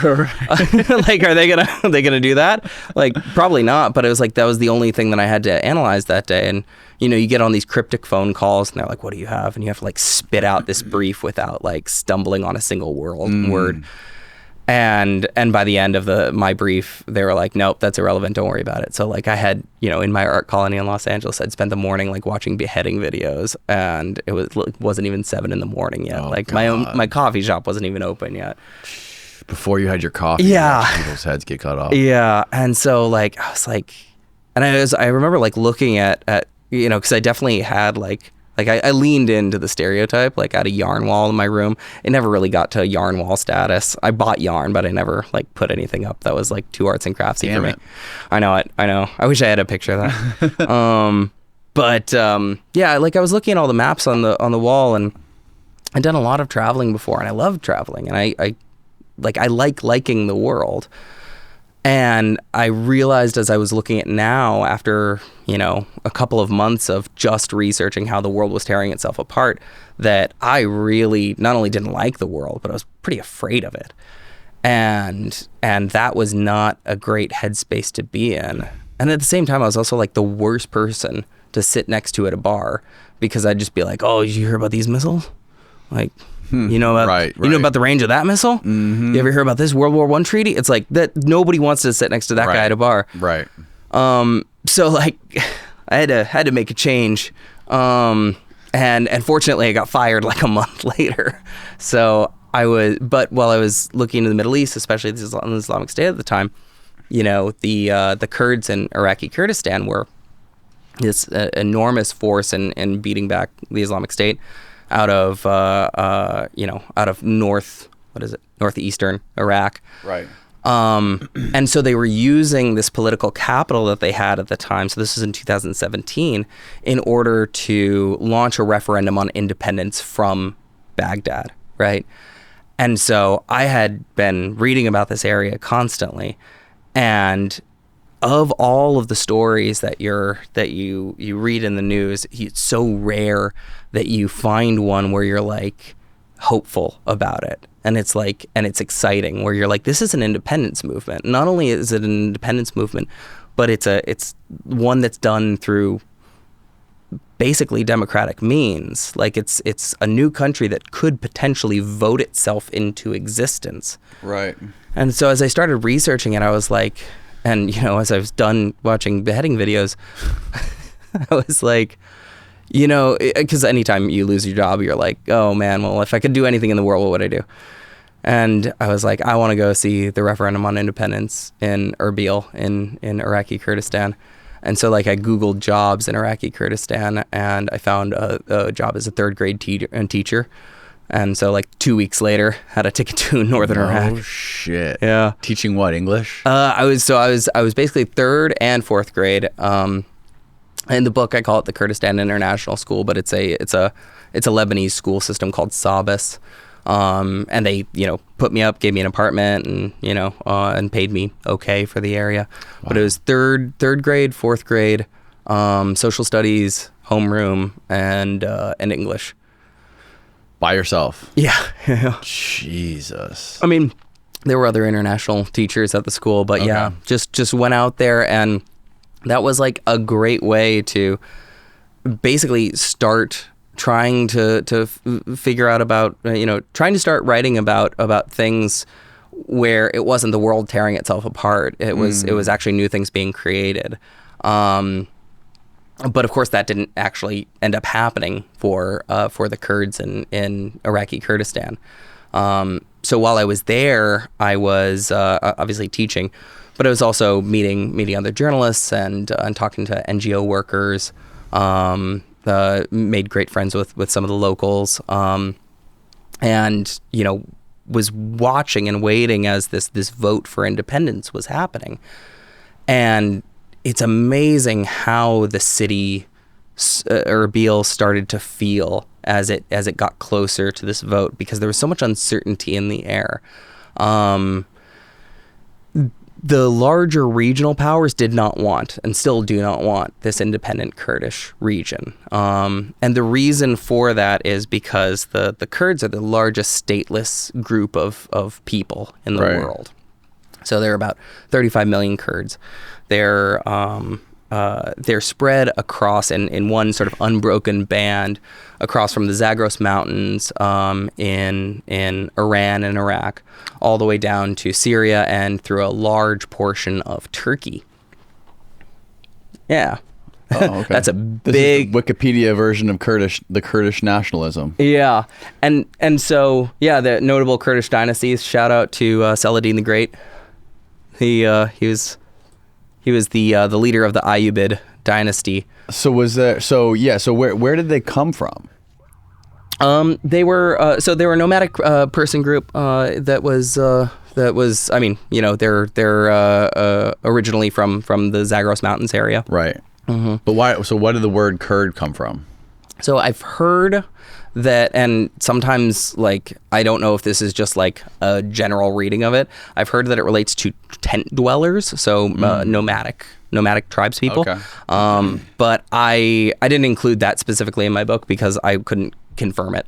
Right. Basically, so this is the flag of Iraqi Kurdistan, and it's important it's important to understand too that there are many different Kurdish governments, Kurdish languages, and Kurdish groups that are contained within the larger area that the world would consider Kurdistan, or certainly Kurds would consider Kurdistan. Okay. So there are there's a Kurdish region of Iran, there's a Kurdish region of Turkey, there's a Kurdish region of northeastern Syria, and also Iraq. Each has ostensibly different governmental systems and even sometimes different languages, so Kurdish languages. So in Iraqi Kurdistan, they speak a language called Sorani, but you also have Kurmanji, which is a majority Kurdish spoken language. Okay. And one of the reasons that these regional powers don't want any sort of independence movement from certainly Iraqi Kurdistan is that it'll animate independence movements in these other countries. So Turkey doesn't want a Kurdish independence movement to happen within its borders. Yeah. So this red area here, this is the disputed area between Iraqi Kurdistan, which is in the green, and then the disputed area is in the red there. And so while I was there, the Kurdish referendum on independence happened, but immediately Baghdad was like, hey, you super aren't independent, and you're also not taking Kirkuk with you. So the reason that Kirkuk is important is because a huge amount of oil comes out of Kirkuk. Okay. Back in the day, Saddam Hussein was like, I got too many Kurds on that oil land, so I got to move a bunch of Arabs up there and what he called Arabize the area, so that he would have. So which part of this map were you at? Erbil, right there. That's where I was teaching third grade. Erbil. Yep. Okay, you were in Erbil. I was. So it's the green zone right here. Yeah, correct. And why is that green? What does that say on the bottom? What's that little? So that's the area of the Kurdistan Regional Government. Okay, got it. So it's an autonomous region within Iraq. Got it. Okay. It's just an autonomous region that Iraq, they leave it alone. I mean, yeah, there's to an extent. To an extent, yeah. It's Is it kind of like similar to how Eastern Ukraine was sort of like a lot of Russians were there, and there's a differentiation in government. Okay. Definitely. Wow. Okay. Yeah. So there is a government that is run independently, but it has direct relationship with Baghdad. It's under the control of Baghdad. Okay. And so when they tried to vote themselves independent in 2017, Baghdad reasserted its control and decided to basically go to have a small war over Kirkuk with the Kurdish fighters to ensure that Kurdistan, the Iraqi Kurdistan, never took the oil-producing region with them. And so at the same time, Iraq basically said, okay, also all your airports belong to us and we're shutting down your airspace. And, you know, at this point I was sort of early on in wanting to write about unrecognized nations, and I didn't realize that my book wasn't going to just be about Iraqi Kurdistan. That's what I thought it was going to be. But then I decided to leave Iraqi Kurdistan because I was going to see my girlfriend, who was a Fulbright scholar in Bulgaria at the time. So what, you know, the school had told me was like, okay, well, you know, if you leave, you might not be able to come back in because, like, you certainly can't come in through the air because Iraq or airspace. Yeah, Baghdad shut down the airspace. So I was like, okay, I'll leave Iraqi Kurdistan on a bus. I'll just take a bus across the border and then fly from this place called Sirnac. I don't know if that's how it's pronounced. In eastern Turkey. So yeah, I went across the border and spent, you know, Christmas with my girlfriend at the time, and then we decided to just go back through Turkey for New Year's because I was like, okay, well, like I have to go back through Turkey overland anyway to get back to Iraq. 'Cause, you know, I have my apartment there, I have my job there, and so there's a great train that you can take from Sofia, Bulgaria to Istanbul. So we're taking that train. And, you know, they take us off the train at like 3 o'clock in the morning, and they're like, you know, passports, and give them our passports. And they start looking at us a little funny, and they're like, where do you live? And then my girlfriend, Savannah, was like, oh, I live in Bulgaria. She's a Fulbright scholar. And I fucked up massively, and I said, I live in Kurdistan. And immediately they were like, oh, you got to come with us. And so they took both of us, and I got a probably about an hour and a half, 2 hour interrogation from the Turkish authorities. And what they thought was that I was some kind of political agent, either operating on behalf of the United States or operating on behalf of the PKK, who are the Kurdish Workers' Party. Right. Because, I mean, frankly, it just didn't look good. There's probably so many CIA agents in that area of the world. Probably, yeah. There's got to be. I mean, yeah, I would imagine. Yeah. Yeah, I ran into mostly third graders. Absolutely none of them seemed too shadowy to me. Yeah. So they pulled you aside. Yeah. You for 2 So hours. interrogated me. Any physical beatings? They swatted my legs a little bit. Really? Just because I don't know. I didn't know if it was offensive or not. But I like crossed my leg, like, you know, just like crossed my leg, and dude like hit my leg, and he's like, sit up straight, and I was like, oh shit, like this is real. Wow. And so he's like, so, you know, you work for PKK? Do you work for CIA? Like, who do you work for? I'm like, dude, I'm a third grade teacher. I'm trying to write a book about unrecognized countries. It's a good cover, by the way. See, I know, and that's the worst part. And then they Googled me, and then they like found all the writing that I had done for the previous, geopolitical forecasting company, which was a lot of stuff about Turkey. And then they were like, let me see your camera. And I had just previously been to a rally, like an independence rally for Iraqi Kurdistan. So like, the whole memory card was just nothing but like hyper nationalistic Kurdish imagery. And I'm just like, I'm fucked. Yeah, I was so fucked. And I was just like, I was thinking two things basically at the same time. I was like, one, like, how mad is my girlfriend gonna be at me for getting us like kicked out of Turkey? Or two, am I going to Turkish prison tonight? Was it a fatalities map? Of what? What is this? What This is it's a PKK Turkey PKK conflict, a visual explainer. Yeah. Oh, wow. And I should say I never really went into the Kurdish area of Turkey. Okay. For the research for my book. Right. And I haven't been back to Turkey since because they banned me. They banned you? Yeah, I'm straight up banned still. How did that happen? They handed me some papers that said you're banned. Right after they interrogated you? Yeah, and they said walk. Like we were on the border of Do you still have have a picture of those papers we can pull up? I don't have it on me. Oh, No. shit. No. Okay. I'm sure I can find it though. I'll send it to you. Send it to me. Yeah. So what would happen if you went back? Beheaded? No, I don't think so.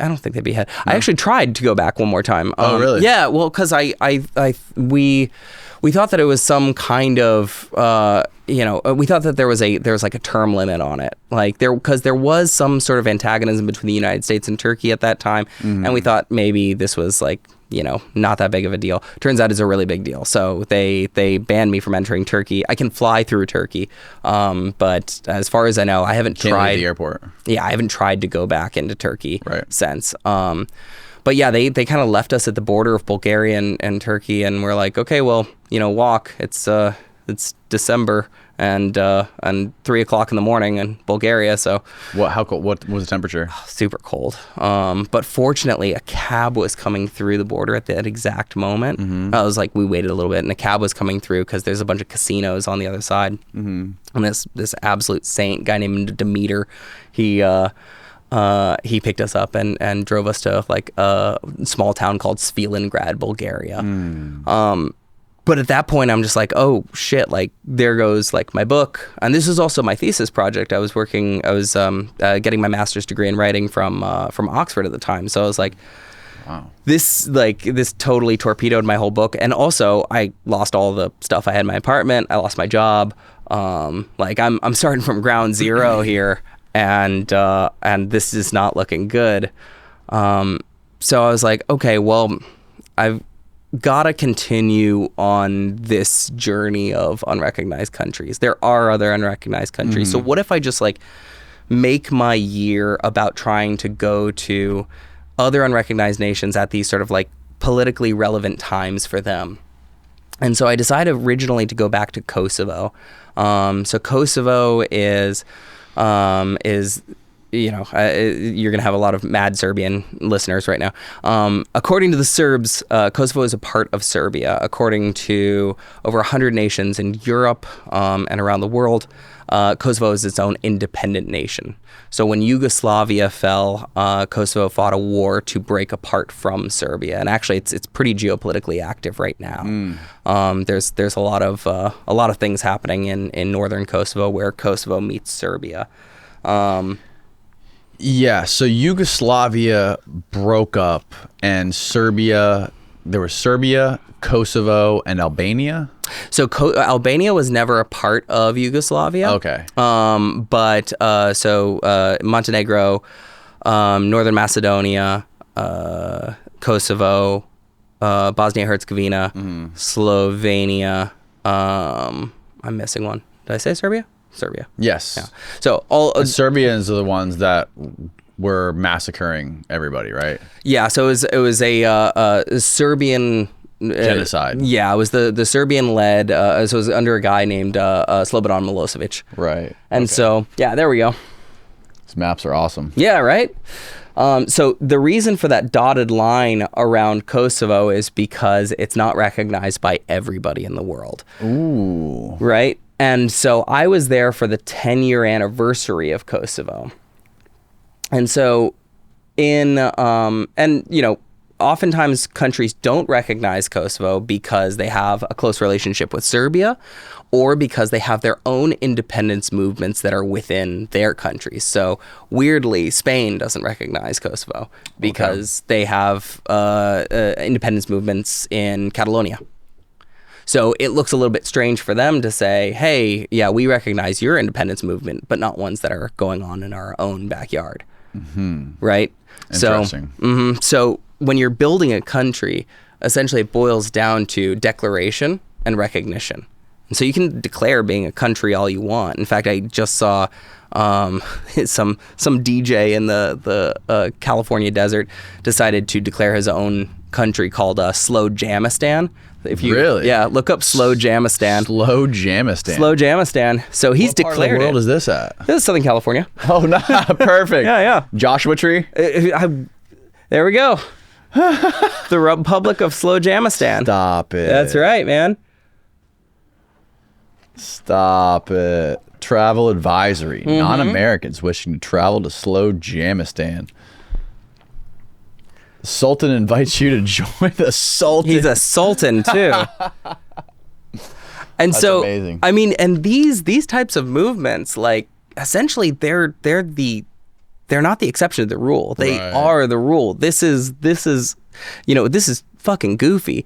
But at the time when like a group of violent revolutionaries decided to meet in a bar, Right. they created a country called the United States. Like, yeah, it was probably a pretty goofy idea to some people at the time, but it ended up working. Right. Because they're able to gain recognition.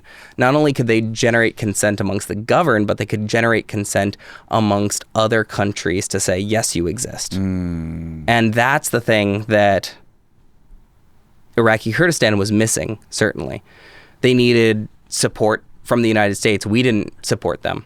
We supported them to help us fight the Islamic State, certainly, but not, we armed them enough to do that, but not enough to fight back against Baghdad to have a revolution within territorial Iraq. And when was that? When did we arm? 2017. 2017, we armed them. Well, we've worked pretty closely with the Kurds for a long time. In I want to say in 1992, there was an operation called Operation Provide Comfort, which installed a no-fly zone over Iraq, and this was to help the Kurdish population along the border who were fleeing ethnic cleansing from Saddam Hussein. Oh, wow. So we've had a close relationship with them, but we are constrained by our relationship with Turkey and with federal Iraq. Right, So right. that we would never actually support an independence movement with them. Right. At least that's, Okay, that makes that's sense. my understanding of it. I'm a geopolitical numbskull, so apologize for the dumb question. Well, look, nobody consulted me as to whether or not like they should support Kurdish independence. I was teaching sentence structure to Kurdish. Let's take a break. 8-year-olds. I gotta fix this AC. We're both zinning right now. Oh, Zinnen. We're on the Zimbabwe. So I was in Nicotine conversation, by the way. We're back from our bathroom break. nicotine conversations and unrecognized nations.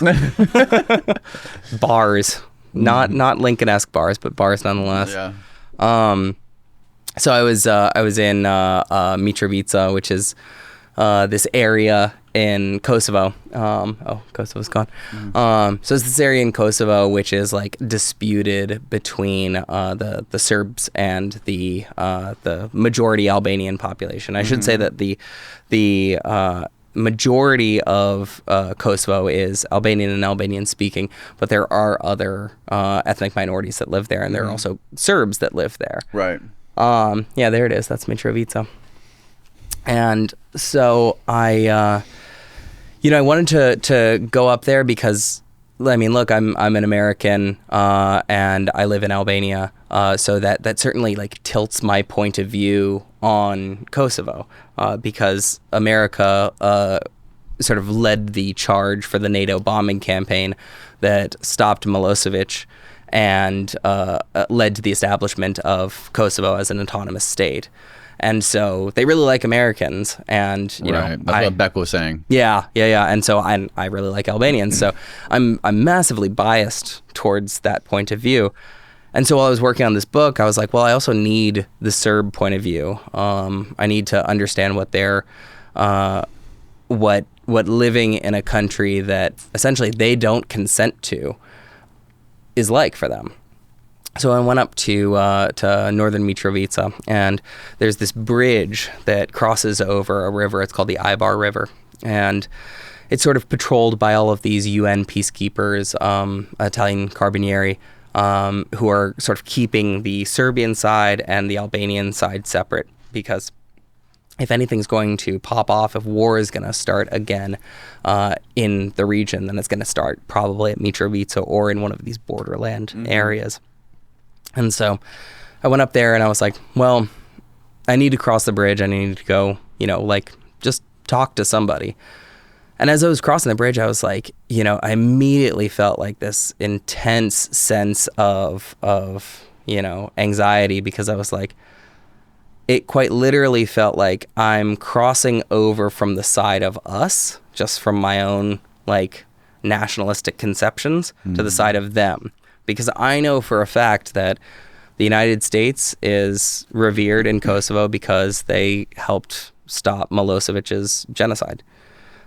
And I know for a fact that the Serbs do not love America because we bombed their capital. In fact, the bombed out buildings are still sort of kept as monuments. Oh, wow. Right?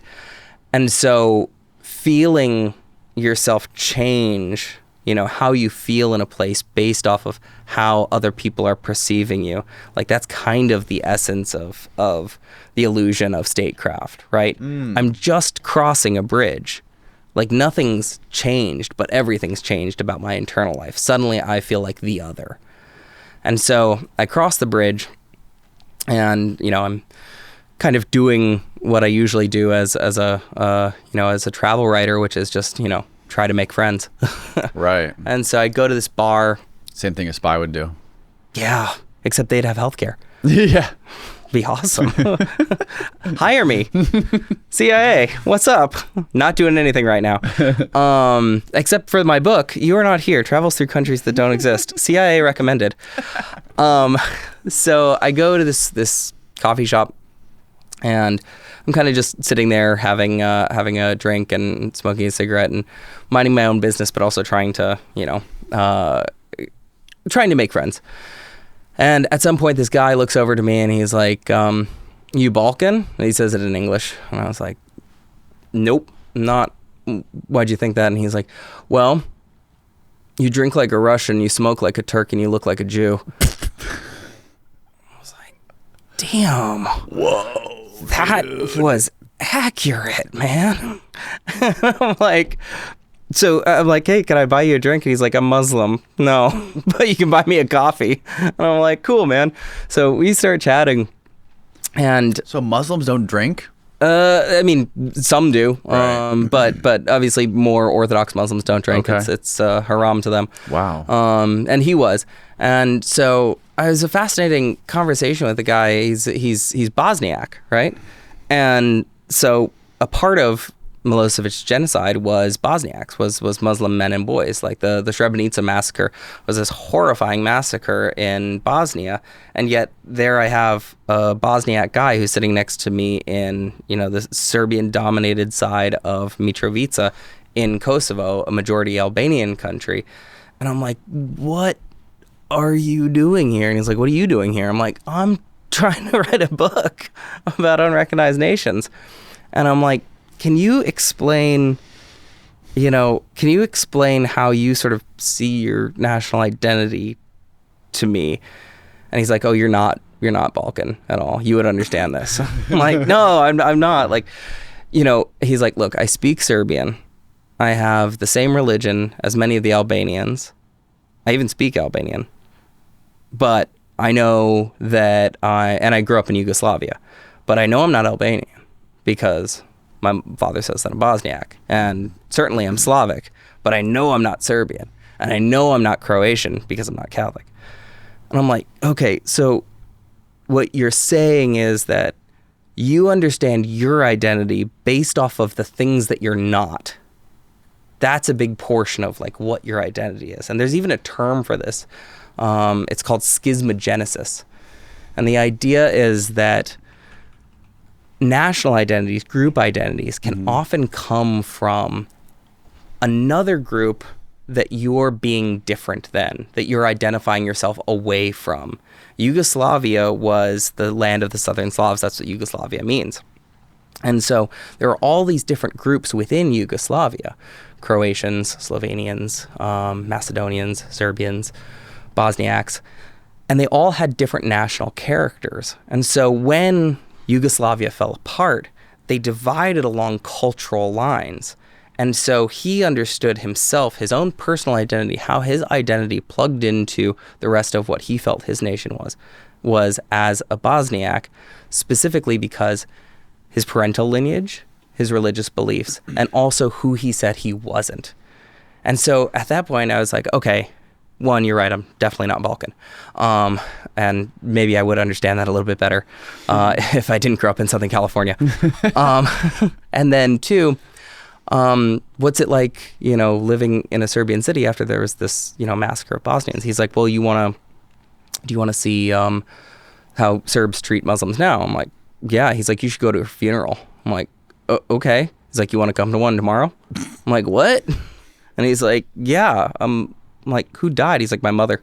I'm like, okay, yeah, I'll come to your, and it wasn't like a funeral, it was a wake. And so like, I was like, yeah, I'll totally, so I was staying on the Albanian side of the bridge and decided to, shout out to Ertan, by the way. What's up, man? They're a really cool guy. So He definitely watches this. yeah, totally. Yeah. Ertan. So and it had the weirdest experience too, because I was like, okay, yesterday I felt like all this anxiety about like crossing the bridge and like, am I them? Are people going to, think badly of me because I'm so squarely on the opposite side of things? I mean, even literally physically, because it's a damn bridge.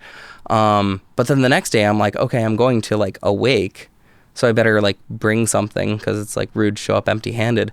So I went over to an Albanian bakery and like got some baklava, but then I was like, oh shit, this box is written in Albanian. I'm like, is that going to be offensive? And I'm like, no, fuck it. Baklava's just great. Like, I'll just bring, bring baked goods to this thing. And so I walked across and, and sort of sat with his family it was I don't know if that's a typical Bosniak wake, but we all just sort of like sat around and kind of like held silence for his mother who had passed. And after a little bit, he was like, well, you want to come out and have a cigarette with me? And I was like, okay. So we went outside and he was like, let me show you what my mom looked like. And so he goes over to this sort of like death notice, and it's sort of stapled to one of the like light poles in the area. And he's like, the green box is because she's Muslim.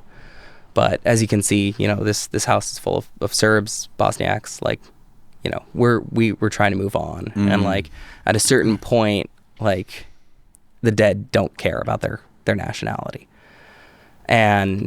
And then I had a similar conversation with a Kosovar who was running the Reuters bureau in Pristina at the time during the war. And I asked him, was there a time that he sort of felt this like elation, right? I mean, this is going to be released on July 4th, and Americans have this sort of like, at least I do, let me speak for myself. Like, I have this sort of like assumption that like at the point that the Declaration of Independence was signed, the flag is waving, like there's this sort of like glorious elation that like we have a country and we did it. And I think that might actually be fiction, because I asked him about that. Like, was there ever this point of like, absolute joy that you won? He's like, no, because then you have to build a nation. Yeah, you won it, but like, you have to build it. You have to build institutions now. You have to do all the hard work. You have to clean up all of the buildings. You have to help repair the shattered lives. You have to deal culturally with a genocide. There was no moment of elation. And I was like, so when does the work of building a nation actually stop? And he looked at me and he was like, look, there's a graveyard on the border of Albania and Kosovo. Their work's done. They don't have any work to do. But the rest of us, we're still creating a nation. And I went back to Kosovo fairly recently, and I was there for the 15th year anniversary. And I talked with Serbs and Albanian Kosovars. Of course, there are other minority groups there as well. The Gorani, there's Bosniaks, there's Turks. There's a lot of people there. But I talked with one Serbian guy. He's a docent at a monastery called Gračanica, and it's like this sort of enclave, a Serbian majority enclave in Kosovo. And I'm in a Serbian monastery, and immediately asked me where I'm from. It kind of surprised me, and normally I'd say California, but I'm like, like, some cool. But I was like, United States, and he was like, oh, okay, and then kind of went the other way. And so, they don't like Americans though, right? we bombed them, man. Right. Yeah. Like Kosovo has a statue of Bill Clinton. Really? Yeah, and he has a really big hand. See if you can find the statue of Bill Clinton. Why do they have a statue of Bill Clinton? Because he was the sort of leading force in the bombing campaign against Milosevic's forces. Wow. Yeah, Bill Clinton statue. Oh yeah, you said it was 91, right? Yeah. Oh no, later. It was Oh shit! Look at that. Yeah, that's Bill. There he is. Savage. Yeah, they also have like a clothes shop called Hillary's. Huge hand. Just absolutely enormous. But, I was talking with this guy and he's like, it's my job to protect this monastery. And, he starts walking me through the alternate history for him, the alternate Serbian history. And it's not like he's just sort of like spouting off propaganda that he's memorized. Like he's deeply affected by this too. And he's saying, he used this phrase to me. He's like, this is halftime in the football game. It's not over. Serbia's going to come back. It's going to get this area again, even though this area is deeply within Kosovo. So it's like that people's ability to construct reality around themselves can lead them to believe whatever promises them a future tense. And so while he looks around outside of the village of Gračanica and he sees everything in Albanian writing, and he sees, the EU trying to sponsor institution building in the country, he's saying to himself, well, in the future, it's not going to be like this. In the future, it's going to be part of Serbia again. And this is something that I think is always something to look out for with political leaders, because political leaders tend to promise you either a future or a past. And the reason that they promise you a future or a past is because it's not something that's happening right now. You won't be able to determine the results of it. So look at Make America Great Again. Right. Cool. When? Exactly.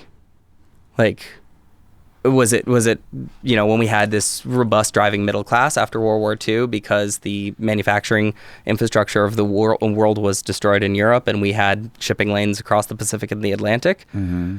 Was it then? I mean, it wasn't great for everybody. So who is it great for? Right. And the answer to that is his voters. And then sometimes political leaders are promising you the future. What do you mean his voters? Well, that's who he's talking to, MAGA voters. When do they believe that again was? I don't know. I'd be curious. Like, there's this sort of, from what I understand anyway, there's this Norman Rockwell version of America. And I'm certainly not a person who will just, write off the United States. I think the United States is great. I mean, we've done remarkable things. But to look at your own nation through only rose-colored glasses is to not actually see your nation. Every nation, much like every person, contains some really incredible bright parts, but also incredible shadows. And any nation that's able to elicit violent force and domination on the world has done horrifying things. And this goes all throughout antiquity. Like, that is the state of a nation. And so how people perceive that, whether or not they perceive that as greatness, that's something that a political leader can use to guarantee them a future that is brighter than their current present. Okay. That makes sense. Or take, for example, the Soviet Union.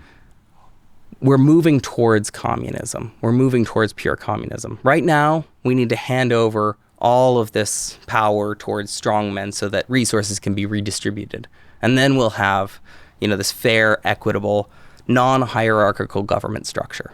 But first we have to do this sort of like really intense autocracy. Right.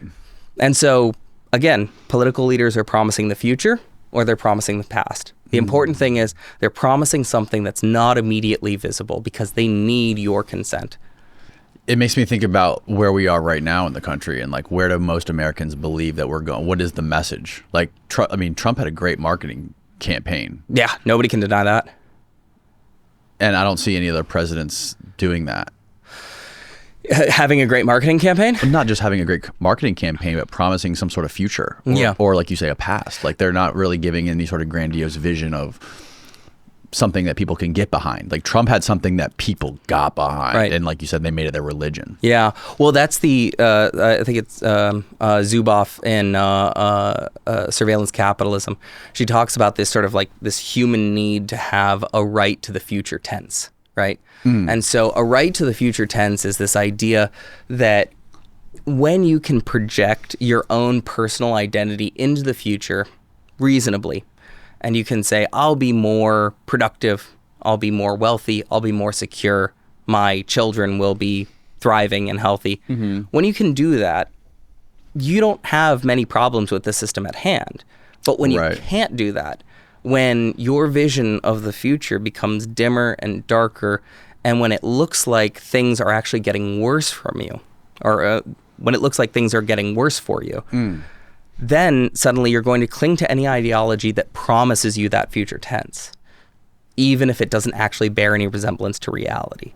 Because we as human beings need that. Like we need to feel that our future is going to be secure. That we have some sort of purpose. Exactly. And you can so easily pour purpose into national identity. You know, as I was talking with the guy in the Serbian monastery, he was, you know, he's almost to the point of tears talking about like how Serbia is going to reclaim this monastery that he cares so much about. Like he has to believe that because his identity is so deeply involved in it. Right. When everything around him is telling the exact opposite of that. It's so interesting to see these tools used in nations that are unrecognized or that they're building up their own national identity or that they've won a national identity partially or that they've won national recognition but not throughout the entire world. And then to come back to the United States and see that like we've grown up in a nation where we think of that as immutable, right? We've grown up in a nation thinking that the United States has been around, always will be around, and it's not going anywhere. Right. And that's just not the case for most nation states, right? Right. You know, the USSR crumbled into its constituent parts as soon as independence movements started moving through the country. That was a 250 million person country. It's the biggest landmass in the world. Right. And it disappeared. So what do you call yourself? Like, I mean, what do you call yourself? I've run this question all the time. Like, America disappears tomorrow. Right. Like, what am I now? I would probably still identify as an American. I wouldn't be a Californian. Right. I mean, I live in Albania. I'm not Albanian. You know? Would I go back to like whatever my grandparents were? Oh. What do you think you would do? I don't know. I ask the question though to a lot of people all the time, like what would they do if the United States was no longer the world's superpower? Like would we become some huge target to some of the other superpowers? Like would we become like a vulnerable target to Russia and China? How much of a grip would they have on us, and how much security would we have living here if we were no longer the number one superpower? So that's a super interesting point of view on it. I think it's like it's definitely like the dominant American point of view, because it's like, I think one of the things that defines the American character is self-determination. Pardon me. One of the things that defines the American character is like self-determination, but on the flip side of that, the shadow of that is paranoia, right? It's like, I'm going to be the one who's leading this thing. I'm going to go out and make it on my own. I'm going to, dominate world markets. I'm going to innovate. I'm going to do all these things. But what happens when I'm no longer on top? Will other nations treat me like I've treated other nations? Right. And I simply don't know. I mean, if I were to assess that, I think you'd have to look at really the geography. Like, how much can we decentralize to produce the things that we personally need to survive? We have an enormous amount of arable land. We have drinkable water. We have navigable waterways. We've operated in a sort of like federated mode before. And does it make sense to invade us? Like, does it? Genuinely? Does China want our land? They have a lot of land. Right, they have quite a bit. So, what would be the imperative? Why would somebody be forced to act violently on the United States? It's interesting when you think about like the geography of the United States and how we are surrounded by the Pacific and the Atlantic Ocean. And it may not make sense to put boots on the ground in the United States if you're another country, but you could sort of take over the United States in other ways, which is a lot of people talk about how China is doing that with us through like TikTok and trying to make us dumber, like, right, with like every kid between the age of 12 and 20 in their 20s, they're just scrolling through mindless TikTok stuff all the time. China is putting fentanyl, literally like shipping fentanyl to Mexico, which is getting into the drugs, which is, killing a lot of people in the US. They're doing it in these weird subversive ways. They're sort of like injecting themselves into us, like this negative, all these negative aspects of drugs and media into us, which is killing us from the inside. That quote, like Abraham Lincoln said, that we would like rot from the inside, which seems like what's happening right now. It's like end stage, late stage capitalism, empire, kind of thing. Yeah, it's interesting too. So it's a really interesting assessment, and I think that's something that a lot of people feel right now, especially when I come back to the States. I think the first thing that I notice when I go back to the States is there is so much paranoia. There's so much fear here constantly. And there's so much political polarization. As soon as I have any conversation with anybody, they're sort of probing for whatever my politics are. Like, I mean, I can say something as innocuous as blue hair.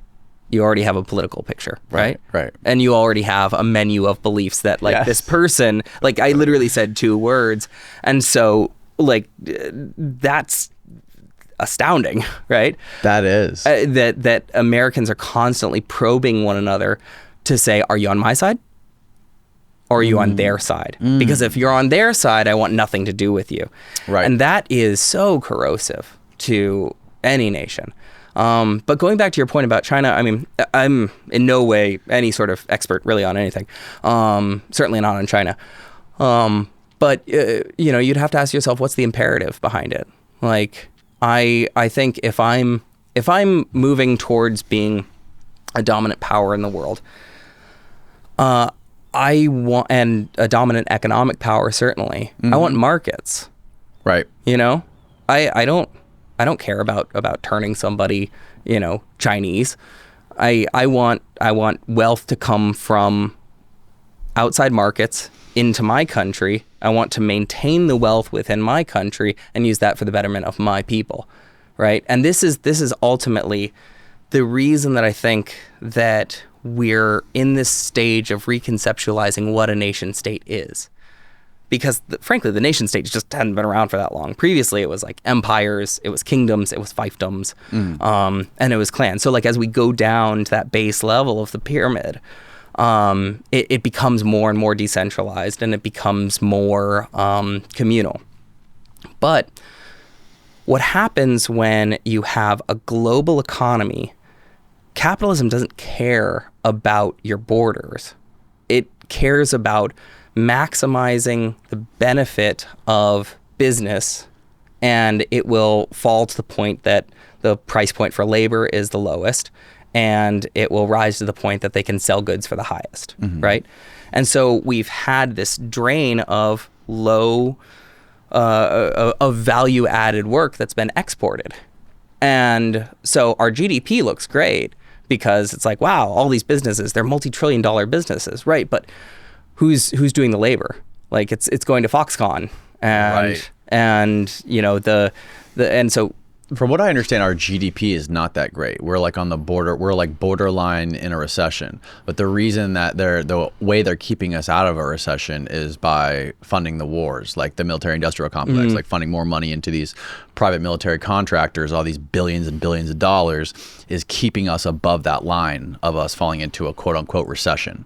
Well, I in no way can speak on whether or not we're in a recession or not, because I don't think anybody actually can. I mean, there's you know, the last thing that I heard is people will always say, well, the target is 2% inflation. Okay, but like, what is it actually? And also, how do you define that? But what you have is you have these really high producing businesses. And so as we've sort of evolved as a nation economically, we're not in the sort of post-World War II era where manufacturing is being done in the United States and it's being shipped off to other nations to sell our goods there, because we're just the only game in town. Europe used to be, but its infrastructure was destroyed. And nobody could ship to both the Pacific and Atlantic. And so suddenly we had this robust working class where not only are we building in the United States, but we're innovating in the United States. And people are getting richer and richer. That's the point where people are talking about, that's when America was great again. Right. When people had this assumption that their life was just getting better, because, I mean, I look at my parents and my, you know, grandparents, you know, they came from being very small town subsistence farmers to, my dad's a judge and my mom's an author, to, you know, being metropolitan, highly educated, wealthier people than their ancestors could have imagined. And so when people in the sort of Make America Great, when people in the Make America Great, how do I again? Yeah, when people in the MAGA movement are saying Make America Great Again, I think what they're calling for is, give me a future I can actually believe in again. And that was happening in a massive economic way post World War II. But then, you know, we become, instead of a labor-based economy, instead of a value-added based economy, we become a knowledge-based economy. So suddenly you need one Steve Jobs instead of 1,000 workers at a Ford plant, right? And suddenly labor goes to India. It goes to China. It goes to wherever the price point is the lowest. It goes to wherever the price point is the lowest, because wow. Huge dick on that guy. Loud pipes. Yeah. Because money ultimately doesn't care about borders. Right. Yeah. And so that's one of the reasons that I think that we're having this reevaluation of what a country is. In fact, there are some people who think that like we're moving towards this like statehood as a service model, right? Citizenship almost as subscription model. I mean, think, what does your country do for you? Right. It provides protection. Sometimes it provides healthcare. It provides a galvanizing sense of national identity. But what does that mean when we can have relationships across the entire world? You know, people are playing online with, you know, players from Russia and from all over the world. They have an affinity group that doesn't live where they live. And they're working. I mean, I've worked from Albania for American companies, for a bunch of different companies, and, you know, never once lived in the United States. Well, I did live in the United States, but right. Yeah. So what, you know, what does a country do for us in this world where we are all becoming sort of like digital global citizens? That's kind of creepy. That is interesting. That, you know, that's one of the things that people talk about when they talk about like type 0 to type 1, 2, and 3 civilizations. As they say, like right now we're a type 0 civilization, and to become a type 1 civilization, we have to become a global civilization. Yep. And we're kind of on our way there because we have the internet. The internet has made us far more global. But we're also experiencing these enormous growing pains, and because of these growing pains, it's leaving, I think, a lot of the world with this huge identity crisis. And that's why it was so interesting to look at unrecognized nations, where it's like for example, the next place I ended up going to is a place called Transnistria. Have you heard about Only from you. Oh yeah. So yeah, Transnistria, sometimes called the black hole of Europe. It's this sort of like little slip of an autonomous zone. It's only recognized by 3 other countries who are also themselves unrecognized. It's a Russian protectorate, even though Russia doesn't recognize Transnistria as its own sovereign nation. That's the center of Tiraspol. That's their flag. Yeah. Oh, wow. And try to find a map of it. Yeah, it's really tiny little slip of land, and it's right on the border of Ukraine. Oh, okay. Right by Odessa? Yep, correct. It's only, I think, like an hour or 2 away from Odessa by train. Okay. Yeah. So. And what made you want to go to Transnistria? So they were having Russian elections. So I was in Kosovo for the 10-year anniversary, and that's in the book. And then I realized, like, wow, you know, Russian elections are happening outside of Russia. Super interesting. So in this country where even Russia doesn't recognize that it's its own autonomous country, they're hosting Russian elections because it's a majority Russian area. Right. And the reason that it is a majority Russian area is because Catherine the Great went to war with the Ottomans back in the day, and they took this little slip of land because you can see the sort of border there. Yeah, there's this river, the Dniester. Okay, yeah. Yeah, the Dniester River, hence the name Transnistria. Trans across. Zoom out a little bit so I can see kind of like the whole area. And so what it does is okay, that's good. It lets you have access to the Black Sea. Right. And so Catherine the Great saw this as a geopolitical imperative. We've got to push the Ottomans off of this area so we can gain access to the Black Sea. And then when the Soviet Union sort of took a hold, the Bolshevik Revolution kicked off, and suddenly they needed to gather up all of these areas. So they needed to gather up Moldova. They needed to, push their borders all the way out to Central Asia. But they needed to install that galvanizing sense of identity within the people that are there, right? So suddenly you're not a Moldovan, you're a Soviet. But there were all these Russian-speaking people who were in the Transnistrian area. And so they're sort of sandwiched in between Ukrainians and Moldovans. And as the Soviet Union started to rattle apart, they were like, no, we want to keep the dream alive. And so that's why they still have Lenin statues. That's why they still have portraits of Stalin. I mean, it's literally like going back in time to like what the Soviet Union would look like today, except in this sort of weird oligarchic way. Like a lot of the things in Transnistria are run by literally a grocery store brand called Sheriff.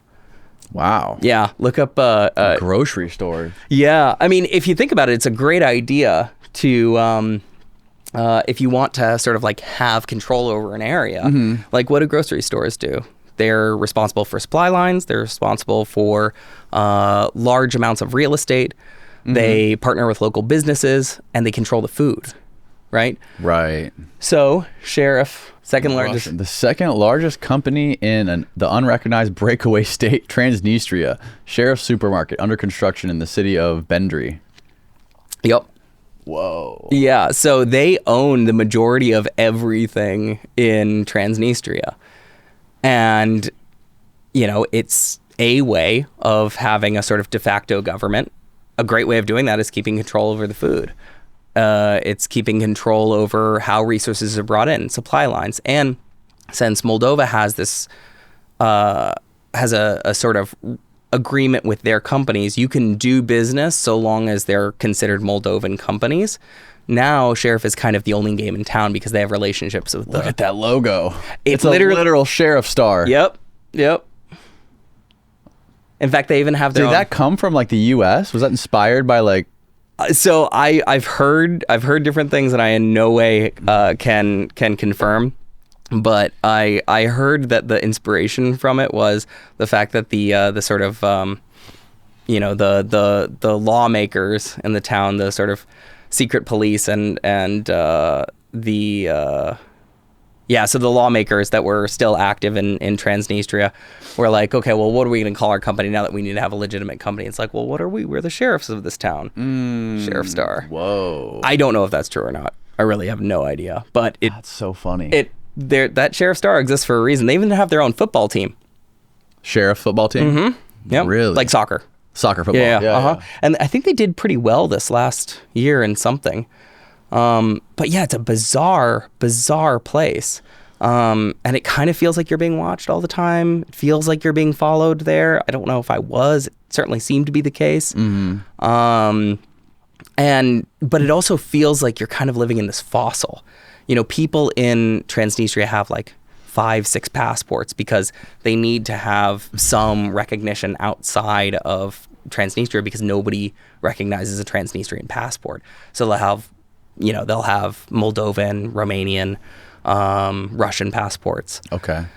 And, you know, you look at that place and what it feels like being in that place is like, well, what's the future that people want here? Is it that they're once again subsumed into larger Russia?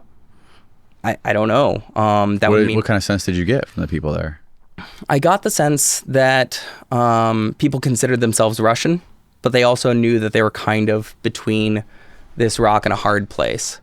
That, and I certainly can't speak for all Transnistrians, but that they were sort of on this island, which they clearly are. Mm-hmm. And a lot of the stuff with the Ukraine war now too is like, well, is the Transnistrian military going to activate and go into Ukraine? Because they have Russian tanks that are over there, and they have a Transnistrian military. So, wow, I'm actually surprised that it hasn't really activated the same way. I'm actually super surprised that Transnistria has not really been a part of the war effort at this point.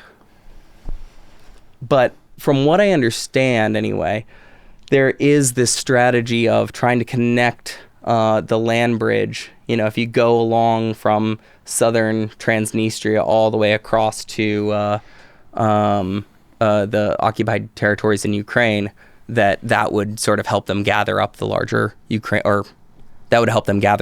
Russian forces. So what side would they be on, Ukraine or Russia? The Transnistrians? Yeah. Likely Russia.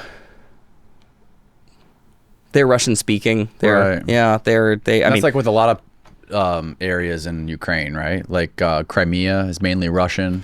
That's what I've heard. I don't know. I've never been to Ukraine. Right. So yeah, I mean, that's just what I've seen in documentaries. Totally something that I've heard and seen. Yeah. But I truly don't know. Yeah, it's a really strange place. But at this point, I was sort of three countries down that were all unrecognized. And during this time, I had met this journalist in Iraq, and I told him about my project, and he was like, "Oh man, if you like unrecognized nations, you should get a load of Liberland." I was like, "What's that?" Liberland. Where's this at? It is an island in the middle of the Danube River, the Free Republic of Liberland. How big is it? 7 square kilometers. It's about as big as the Vatican. That's their flag. And so this journalist, these people could come up with better flags. I agree. That flag is a little busy for my taste. So this journalist was like, "Yeah, well, you should check out Liberland. Do you want the president's email?" And I was like, "Yeah, totally. I'll take that." So I basically just started bothering like the government of Liberland for like months while I was in, once I got kicked out of Turkey, and then I was in Kosovo, and then I was in Transnistria. Just started bothering them. And eventually they wrote me back while I was in Transnistria, and they're like, "Look, if you want to come and visit us, you can come for our 3rd year anniversary." And I was like, "Done. Let's get to the Danube." And so ran basically all the way across from eastern Moldova to Novi Sad, Serbia, which is where they were sort of having their 3rd year anniversary celebrations. And somebody was like, "Okay, if you want to meet Liberlanders, you got to go up to Apatine Harbor." Now, I didn't really know much about Liberland at the time. I knew that they were the world's first libertarian microstate, and that was it. Like, that's all I knew. And so I go up to this small harbor in Apatine, So I go up to this small harbor in Apatin, Serbia, and I see a boat, just like a houseboat, hanging out in the harbor, and it's flying the Liberland flag, and I'm like, is that Liberland? Like, where is it? And so, yeah, there's their website. Great website for our country. I know, right? And so I go up to the boat, and there's like, this shirtless Dutch dude on top of it, and he's like, are you a Liberlander? And I'm like, no. And he's like, well, come aboard. Let's change that. And I'm like, okay. So I go up on this boat, and I start talking with this dude, and I'm like, this is what I've been working on. And so he starts talking about how, like, they are not only the world's first libertarian nation, but they're this sort of crypto-anarchist nation that's funded based off of cryptocurrencies. Oh, wow. And so what, they've done this really fascinating little trick of statecraft, right? So when Yugoslavia fell, there was this declared no man's land between Serbia and Croatia. And in that no man's land, that was the Danube River, there was this island, that island right there, that nobody really claimed. Croatia decided that they weren't going to claim it. Serbia decided they weren't going to claim it. So nobody was on this island. Cut to the future, and a libertarian political scientist guy, I guess I'm just going to call him. So anyway, I don't know what to call him. The president, Sounds good. Yeah, cut to the future. The president of Liberland is like, I think I can start a country there. And he's a, Bitcoin millionaire. He goes up and he's like, puts a flag in, and he's like, I got a country. Now I just got to work on recognition. Because remember, if you start a country, it's two things. It's like declaration, recognition. And so they start building actual infrastructure. They have Liberlandians that are living on this. And mostly they're just like Bitcoin millionaires who are just like, this is, the future of statecraft. What we're going to do is we're going to have this sort of libertarian paradise where we fund ourselves off of cryptocurrencies, and we don't have to interact with the, legacy financial system. And so that's why I'm talking with this like shirtless dude on a houseboat in the middle of the Danube River. And I'm like feeling kind of two ways about this, because it's like, on one hand, I've been through all of these countries that have had these violent revolutions, blood and treasure to draw a line on a map. And meanwhile, a bunch of cryptocurrency millionaires decide, well, we can take this land because nobody wants it. And we can start our nation here, and we can sort of live parallel to the laws of the world by making our own. We can live parallel to the laws of the world by making our own laws on this little island. Because again, now we're in a place where that's the future plan. That is the future plan, yeah. So these crypto guys are going to fund all this? I mean, that's what they're trying to do right now. I ended up with them for their like I said, the 3rd-year anniversary, and eventually, after bothering the Liberlanders as much as possible, I end up in this sort of cryptocurrency conference in Novi Sad, Serbia, and I was just talking with the various Liberlanders, and at one point somebody was like, "Hey, that's the Secretary of State. Just go talk to him." And it turns out he was coming to find me, and so. After talking with the sort of shirtless Dutch crypto-anarchist, I was like, is this just kind of like a Burning Man thing? Like, what is Liberland at this point? And this dude is like this really genteel, super smart English guy. And so we sit down and start talking about statecraft. And I'm like, what are we doing here? And he's like, we're making a country. I'm like, legitimately? And he's like, yeah. And I'm like, how? And so he sort of starts talking me through like the various ways they're gaining recognition. And one way was actually pretty fascinating. So they kicked everybody off of Liberland. Croatia did. Serbia nominally supports them. And so the Croatians kicked people off of the Croatians kicked people off of the Liberland island because they said it was a affront to their sort of national integrity. But through treaty, they actually say that they have no claim over the island. So the president of Liberland ends up getting himself arrested by the Croatian authorities. And so what that does is it makes them have to make a legal decision. Do you have claim over this territory or not? Because according to this treaty, you don't. But you arrested somebody who's a European citizen for apparently illegally entering your country. So either you have a claim or you don't. And so by taking them to court, they were able to sort of start carving out recognition from Croatia. And then meanwhile, at the same time, Croatia starts running patrols up and down the river, hoping that people just don't go to the island. But what does that do? It gives them a de facto border. So it's almost like this Aikido move. And so I find out from the Liberlanders, I still can't remember which it is supposed to be. Liberlandian sounds good. It does sound good. So I find out from them that like this whole thing is going to be like, we're not allowed to step foot on the island, but the 30-year anniversary is going to be this boat party, right? And so they have all of these boats, like this sort of flotilla of boats that's going to like take off from the harbor, and then everybody's just going to go look at the island. And I was like, I got to talk to the president. I gotta like, this is my mission for the day. And so I find the biggest boat, and I get on that boat because I assume he's going to be on that boat. And I mean, it's a boat, so there's only so many places to look for the president. I can't find him anywhere. And then we take off, and we're sort of floating down the Danube River. Suddenly, Croatian patrol boats start coming alongside of us, and they're like making sure that we don't eventually go to the island. And it's like this sort of party-like atmosphere where everybody's drinking like Liberland wine, which is called Tierra Nullis, and just like out of red Solo cups, and like dancing to top 40s hits. And I can't find the president until I see him like the president like speeding along on a jet ski throughout all of the different boats and in between the Croatian police. And so that's Czuleger. And what he's doing is he's like going to each of the boats, giving a little speech, and then like coming back and like giving another speech to somewhere else. And I'm just like looking at him zipping around on this jet ski, like between Croatian police and all these Bitcoin millionaires on like tiny boats and big boats. And I'm just like, I got to get on that jet ski somehow. Like this is Hop on the back. I'm like, how can I get on this jet ski? And I'm, staring off the side of the boat, and I'm looking for the jet ski. And I hear this guy from behind me. He's like, you want to get on the jet ski? And I'm like, yeah. And he's like, I'm the foreign secretary. I'm like,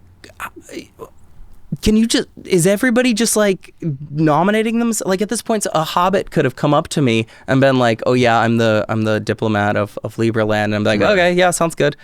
And he's so turns out the foreign secretary is this guy named Tom. I think he lives in Florida.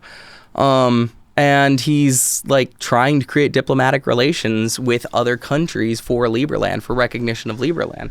So he ends up waving down the president on his jet ski. And I finally get on the back of the jet ski with the president of Liberland. And that is like the weirdest first impression that you can make on somebody. Did you have to hold on to him? That's exactly what I did. Did you wear a life jacket? No. Ooh. Yeah, I probably should have, now that I think about it. Yeah, so I'm just like clutching on to the president of Liberland. That's beautiful. It was the strangest first impression. As I'm like, hi, like, and it's also loud because there's boats everywhere. There's Croatian police, and oh, there he is.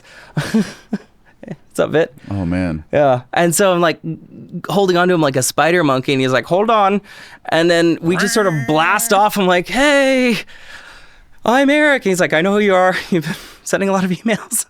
I'm like, okay, well, this is going to be a short ride. Like, I'm like, God, okay, I can't think of a single question to ask the president of a country that just got created, even though I've been like on this, like, at this point, 8-month journey through unrecognized nations. And the only question I could come up with, and I'm like yelling it in his ear. I'm like yelling it in this dude's ear. I'm like, so you created a nation. What advice would you give to other people who want to start a country? And he kind of like idles his engine a little bit, and he seems to like consider it while the Croatian police are on this one side, and then like Katy Perry songs are coming from the Liberland boats. And he's like, everybody should start their own country. And then he just like busts out a sick 180 and then like speeds me back to the boat and deposits me there. And I'm like, I don't know if I'm impressed. I don't know if like this is how nations will be created in the future. I'm just sort of like dumbstruck by a failed referendum and subsequent violent conflict in Kurdistan butted up against a boat party and a president on a jet ski in the middle of the Danube. And so I'm just like standing on the boat, and I start talking to the foreign secretary, and he's like, so where's the final stop on your trip? I'm like, oh, I'm going to go to Somaliland. It's like an autonomous region in northern Somalia. And he's like, we have an embassy there. It's like all these nation states that are trying to become nation states are like connected somehow. Yeah, they recognize one another. Yeah. And they're the first ones. Yeah. They're the early adopters. That's right. Yeah. And so he's like, you want to stay at the embassy? And I was like, I mean, yeah, totally. Mm-hmm. Yeah, that sounds great. And so I have like a little bit of downtime in between going to Somaliland, and I'm kind of waiting in Bulgaria, and I am not hearing anything from the brass at Liberland. And so I start sending like furious text messages. I mean, polite but firm text messages. I'm like, hey, remember when you said I could stay at the embassy in Somaliland? Because like at this point, I have no money. Like all my resources are drained, and like there's no way to stay like safely in, Somaliland. Right. It's a safer place in the Horn of Africa, but it's not the safest. And I think I had like $300, so I really needed to stay somewhere. Mm-hmm.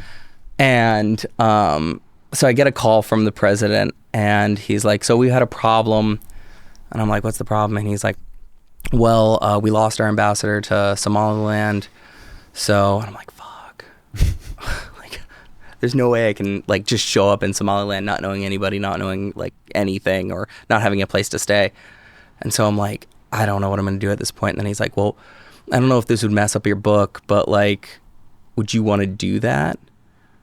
I'm like, what? And he's like, do you want to be the Liberland ambassador to Somaliland? I was like, can I stay at the embassy? And he's like, yeah, I mean, yeah, but you also have to do stuff for us. And I was like, yeah, okay, totally. So I became the Liberland ambassador to Somaliland. Are you still currently the Liberland ambassador to Somaliland? No, I was just the... Oh, you resigned? I resigned, yes. Oh, wow. Yeah, I was there for like 6 weeks. I don't know, if you look up my Instagram, you can probably find my embassy. Wow. Yeah. So you went there. Yeah, so I went there, and like where exactly is Somaliland? So you have the Horn of Africa, and you basically take the full top part of it, right? So goes up into the Horn, and then on the Horn is another sort of unrecognized nation called Puntland, and then there's federal Somalia. Then there's federal Somalia. Of course, according to federal Somalia in Mogadishu, the entire Horn of Africa is theirs. But Somaliland is trying to create its own autonomous state on the Horn of Africa. Can you zoom out so we can see like the whole bottom of Africa? Okay, There right you go. there. Yeah. So if you look up Hargeisa, Capital of Somaliland. That's right. Wow. Google recognizes it. Google recognizes it, but probably with a dotted line. That'd be my guess. So if you click on the map. That's called the breasts of Hargeisa, those mountains. Ah, look Yeah. at this. Dotted line, red dotted line. That's just around the city as far as I know. Oh, okay, gotcha. Yeah. But if you go back a little bit more. Yeah. Oh, it doesn't even have a dotted line. Yeah. So in the beginning, I basically had 2 jobs as ambassador to Somalia, or in the beginning, I had like 2 jobs as acting ambassador from Liberland to Somaliland. First job was to buy furniture for the embassy because it was just like an empty mansion. And then the second one was to like establish diplomatic relations between Liberland and Somaliland. I'm like, I have no idea what any of that means, but like, Sounds fun. yeah, let's do it. I can buy furniture, definitely. Let's figure out that other stuff too. So they had set me up with a contact who was like their attaché to the UAE, and he was like building roads in Somaliland. Okay. And so he kind of gave me a contact in the Somaliland government. So I ended up having like a meeting with the vice president of Somaliland. And it was astounding at this point because I was like I'm just some dude who was on the back of a jet ski. Like I I'm just like, I just showed up in Somaliland. I have no idea what's going on right now, but like I have to go ambassador. And I was shocked because like as soon as I got in front of the vice president of Somaliland, I was like, all right, let's just say whatever a politician would say. Like, let's try and say diplomatic stuff. And I was like, oh yeah. So that's Abdul Rahman. He was my, my main contact. Okay. And he kind of plugged me into the infrastructure of Somaliland. Incredible guy. Sadly, he's passed. Oh no, how did he die? I don't know. But he truly incredible man. Yeah, really, really wonderful human being. Right now we're in the middle of the Somali desert, because that relates to the third job that I had when, so I'd spent about like a week in the country, and then all the internet just kind of shut off and had no idea what was going on. And I went to the sort of like local international hotel, and I was like, do you guys have internet? And they're like, no, there's no internet anywhere. And I had like zero clue what had happened in the country. When the internet came back on, we found out that a cyclone had blown through the country, Cyclone Sagar. And yeah, there we go. News from our embassy in Hargeisa, Somaliland. Thank you, Eric. Currently working on getting aid. Cyclone victims. On behalf of Liberland_org, we will have food to 100 families before EID. Yeah. Yeah. So the third goal that I had, other than buying furniture and establishing diplomatic relations, was to deliver aid. And I'm like, I'm a Peace Corps volunteer. Like, I taught English to Albanians for 2 years, and like worked on a mobile library. I have no idea how to deliver aid. And specifically, I have no idea how to get money into Somaliland. Right. So I'm like, so I started like a Somali bank account on behalf of Liberland, and that was a wild conversation because like I literally had to go to a bank in Hargeisa and be like, I am the ambassador from Liberland to Somaliland, and I would like to use your bank as our official embassy treasury. I have no idea what they thought I was, but they thought it was hilarious. They opened up this bank account, but then when the cyclone came through, I was talking with the Secretary of State, and he's like, well, that's not going to work because we can't get the money there soon enough, and we need to get it to our aid team. And I'm like, who's the aid team? And they're like, it's you. I'm like, oh, nice, good. And so they transferred money to the guy who I was working at his office, the Syrian guy, and Bitcoin, and then he just like handed me $15,000 like in cash. And in U.S. cash? Yeah. So wow. the money in Somaliland is kind of funny, to say the least. So it's like, it's so depreciated from inflation that it's you pay for things in like blocks of cash, or you use like sort of a digital transfer where you text somebody to bring a certain amount of cash. So like the de facto currency is the US dollar. So I just had like $15,000, which was like super unsatisfying how few bills that was. Like I was kind of hoping for like a big metal case or something, but it was just, small stack like that of $100 bills. And I'm like, okay, well, I have to use this money to, there's Puntland. I have to use this money in order to figure out how we deliver aid. And so again, I go meet with the vice president. I think if you go to my Instagram, you can see a picture of me with the vice president and Abdul Rahman. Sorry, I'm sending you all over the world. I'm out of any pirates. No. That's I was pretty far from the ocean. I did go to the ocean at one point to a port called Berbera. But it's Somalia's a big place. Yeah. And so that certainly is an element that exists in Somalia, but it's not like, you're not seeing like, people being like, I'm a pirate. Right. At least I didn't. So it's like a largely nomadic culture. How far is that from the Red Sea? I think it took me about 2 hours to get there. Okay. That was a weird road trip.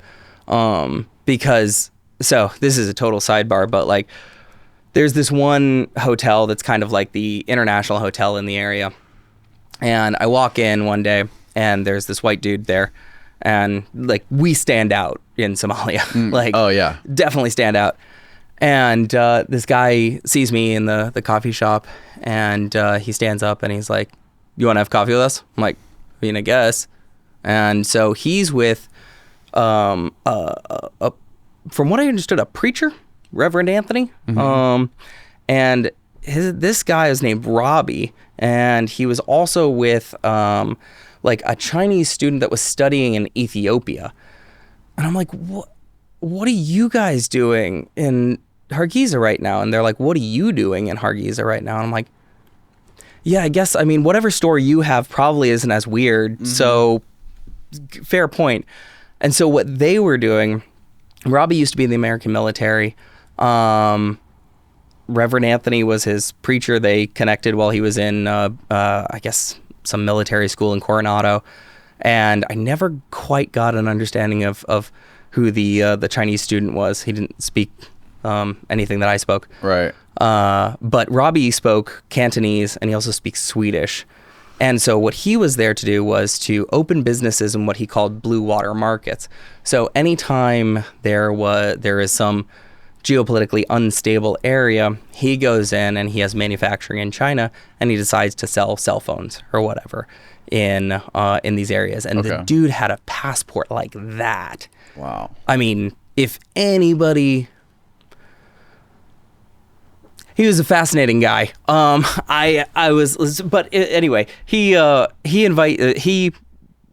think you can see Reverend Anthony, and I don't know if you have my Instagram up, but anyway. So anyway, we're having coffee for a bit. I tell him that I'm the Liberland ambassador to Somaliland, and he's like, "Oh, cool. Well, we're going on a road trip to Berbera tomorrow. Do you want to come?" I'm like, "I mean, I'd like to, but to travel outside of Hargeisa, you need armed guards." And I'm like, "I don't have the money for armed guards." And he's like, "Oh, it's fine. We got them." I'm like, "Okay." So decide to just like get in this like small convoy with Robbie, Bishop Anthony, and then this like Chinese student that was calling himself David, and we just like went sightseeing together. Like we went to these caves and saw like old cave paintings, and then we went to Berbera port, and we were like just sort of looking around, and we were like, "Yeah, it's a port." And he's like, "So I'm gonna start a cell phone business here." I'm like, "Cool." Literally none of that made it into the book because I'm like, I have no idea what happened. Yeah. Interesting. Super interesting dude. But anyway, yeah, so the cyclone comes through. I have to figure out how to deliver aid. Meet with the vice president again. And I'm like, okay, we're trying to make an aid delivery on behalf of Liberland to Somaliland. All I'm asking is, will you provide translators and guards to take us out to the affected area? And will you give us an idea of like, what these people's needs are? And he's like, fine. And so I think it was like $8,000, me and Abdul Rahman, and we just bought like tons of food. We bought like, I think it was like bags of flour, oil, sugar, salt, and just all these workmen just sort of loaded it up in this enormous enormous truck. And they drove it out in the center of the desert. And I was like, okay, great, we've delivered aid. And then Abdul Rahman is like, no, like, that's not delivering aid. Like, I'm like, what are you talking about? Like, we sent the food out there, right? And he's like, no, like, you have to go out there because, like, we need pictures and stuff. I'm like, oh, right. Like, diplomatic aid is soft power. So it's not enough that, like, we're just giving food to people who need food. It's what matters is the story around the aid, right? And so we all traveled out to the middle of the desert to find this group of nomads who were really affected by it. The cyclone had come through, pulled a lot of water pumps out of the ground where they were irrigating their animals. A lot of the wealth in Somaliland is kept in the form of goats. Killed a lot of goats, even killed a lot of the people in the area.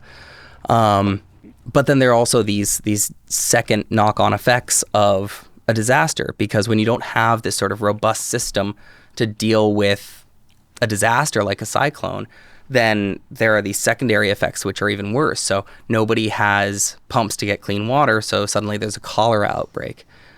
And so we drive for like 8 hours through the desert.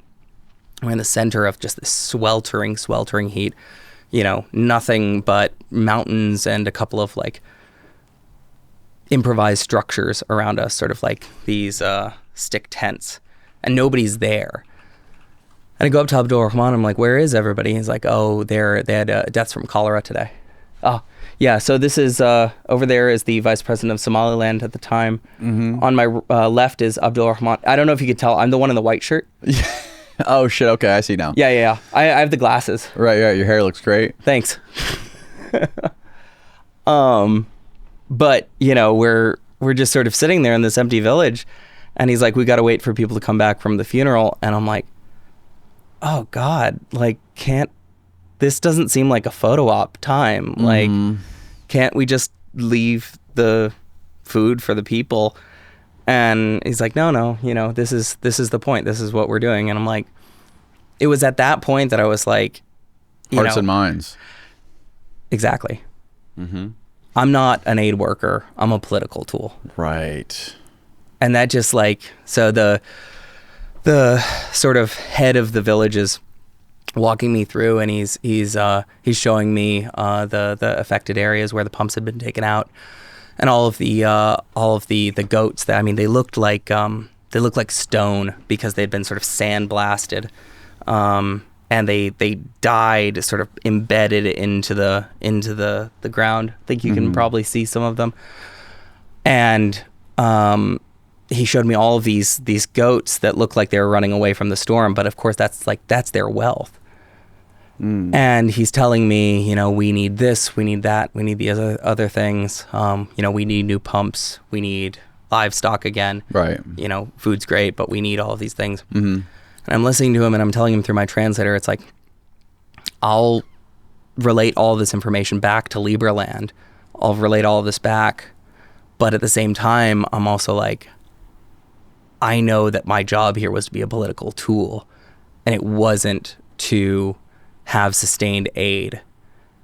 And it was at that point where I was like, you know, as an acting politician for like the briefest amount of time, I realized so quickly that like I was behaving like a politician. I was, you know, the beneficiary of respect that I didn't earn because I was just operating on behalf of something that was slightly more powerful than myself. Mm-hmm. People were treating me in a way that was like respectful and deferent. People were treating me in a way that was respectful and full of deference because they assumed that I had power, which I got because I was just on the back of a random jet ski. And I was acting as the role determined that I acted. And so I was like, I'll tell the president, but I didn't know at that point, like, is it cruel for me to give this person a certain amount of hope that Liberland will come and help them more? Mm-hmm. And so I came back from that day after delivering aid, and I was like, I don't know. I was the beneficiary of, you know, the illusion of state-backed power. I was a political tool for a photo op. I brought food to people. Cool, but like, to what end? Right. Is it just to gain recognition? I mean, it's interesting, man. It's like this, just like the very smallest scale of what some of the biggest nations in the world to do on just a massive scale. Yeah. And that's one of the things that you notice in smaller countries where, you know, the writing on the wall is so much clearer, right? That a nation has to push to gain recognition in whatever way possible. Again, it's like that concept of how do you generate consent, not just of the governed, but how do you generate consent to do business with you as a place that's doing your best to carve out a new line on a map? How do you get somebody to say, I'm here and you're here. And, you know, you can do that at the end of a gun. That's the way it's been done throughout a lot of history, or like a sword. But you can also do that through gifts, through aid. And yeah, those are... Is that one of the goats? Those are, yeah. Yeah, I mean, the day, oddly enough, the day after, like I'd basically done all the other, you know, like I gave aid, and I made diplomatic relations with Somaliland, you know, and then I had been like putting off buying furniture because I was like, I don't really care how much furniture costs. I'm going to try and give as much money to the aid donation as possible. Right. And so like my last week, I was like, I got to buy furniture for this embassy. Like I said, I would do it. So I went out with one of my buddies and just went like to, I guess, the Somaliland version of an IKEA. We were just like looking at bed frames and offices, and there was a surprising amount of bed frames that like glow in the dark and had like lion heads roaring on them. Really? Yeah. I mean, really fancy. That sounds pretty cool, actually. It was, but I was like, this is not embassy furniture. Yeah. I did think briefly, like, get them like the glow in the dark lion head furniture. I didn't do that though. So I ended up buying them the furniture. As far as I know, the Liberland embassy in Hargeisa is still going. Really? Yeah, I think so. With your furniture that you got? With Liberland's furniture. With Liberland's furniture, that yes, Liberland not yours. got. Yeah, that are you looking up Somali furniture? You're trying to find the lion head glow in the dark furniture. I mean, we went to like a couple of stores and it was like a theme, and I was like, you know, it was like. How do you think about the, like, after all these crazy experiences, like seeing what it's like on the ground, like dealing with these people firsthand, which you didn't expect to experience, but was a great learning experience. Yeah. How do you think about like what's going on, for example, between Israel and Palestine? Don't know at all. No. No. I was when I was, you know, briefly an analyst, like my area was like, I was researching a lot of the Levantine area. So like Lebanon, Iraq, Jordan, pretty much southern Turkey, over to Iran. Yeah. I never once like touched on Israel and Palestine. Well, talking about what, like the way you're speaking about like these states and how they look at the future and the past. Yeah. Israel's a very interesting one. Super. Probably one of the most interesting ones. They have, from people I've talked to, they have like the best intelligence agency that exists on Earth. And like person for person, like if there was a war between the US and Israel, I don't think that they would win the war, but when it comes to like their intelligence apparatus, it is far more effective, and they're willing to go way farther than we're willing to go. And I think in Israel, I think the citizens it's mandatory they have to serve in the military for a certain amount of time. So, I mean, like I said, I really have not ever researched Israel and Palestine that much, because my work really never touched on it. And also specifically with this book anyway, You Are Not Here travels through countries that don't exist. With that, I tried to stay away from kind of the, the big, like, highly politically charged, unrecognized nations. Because, I mean, especially in the case of Palestine, I think the last thing that the world needs is like some dude from Los Angeles being like, I got it, guys. Right. I figured it out. For sure. Yeah.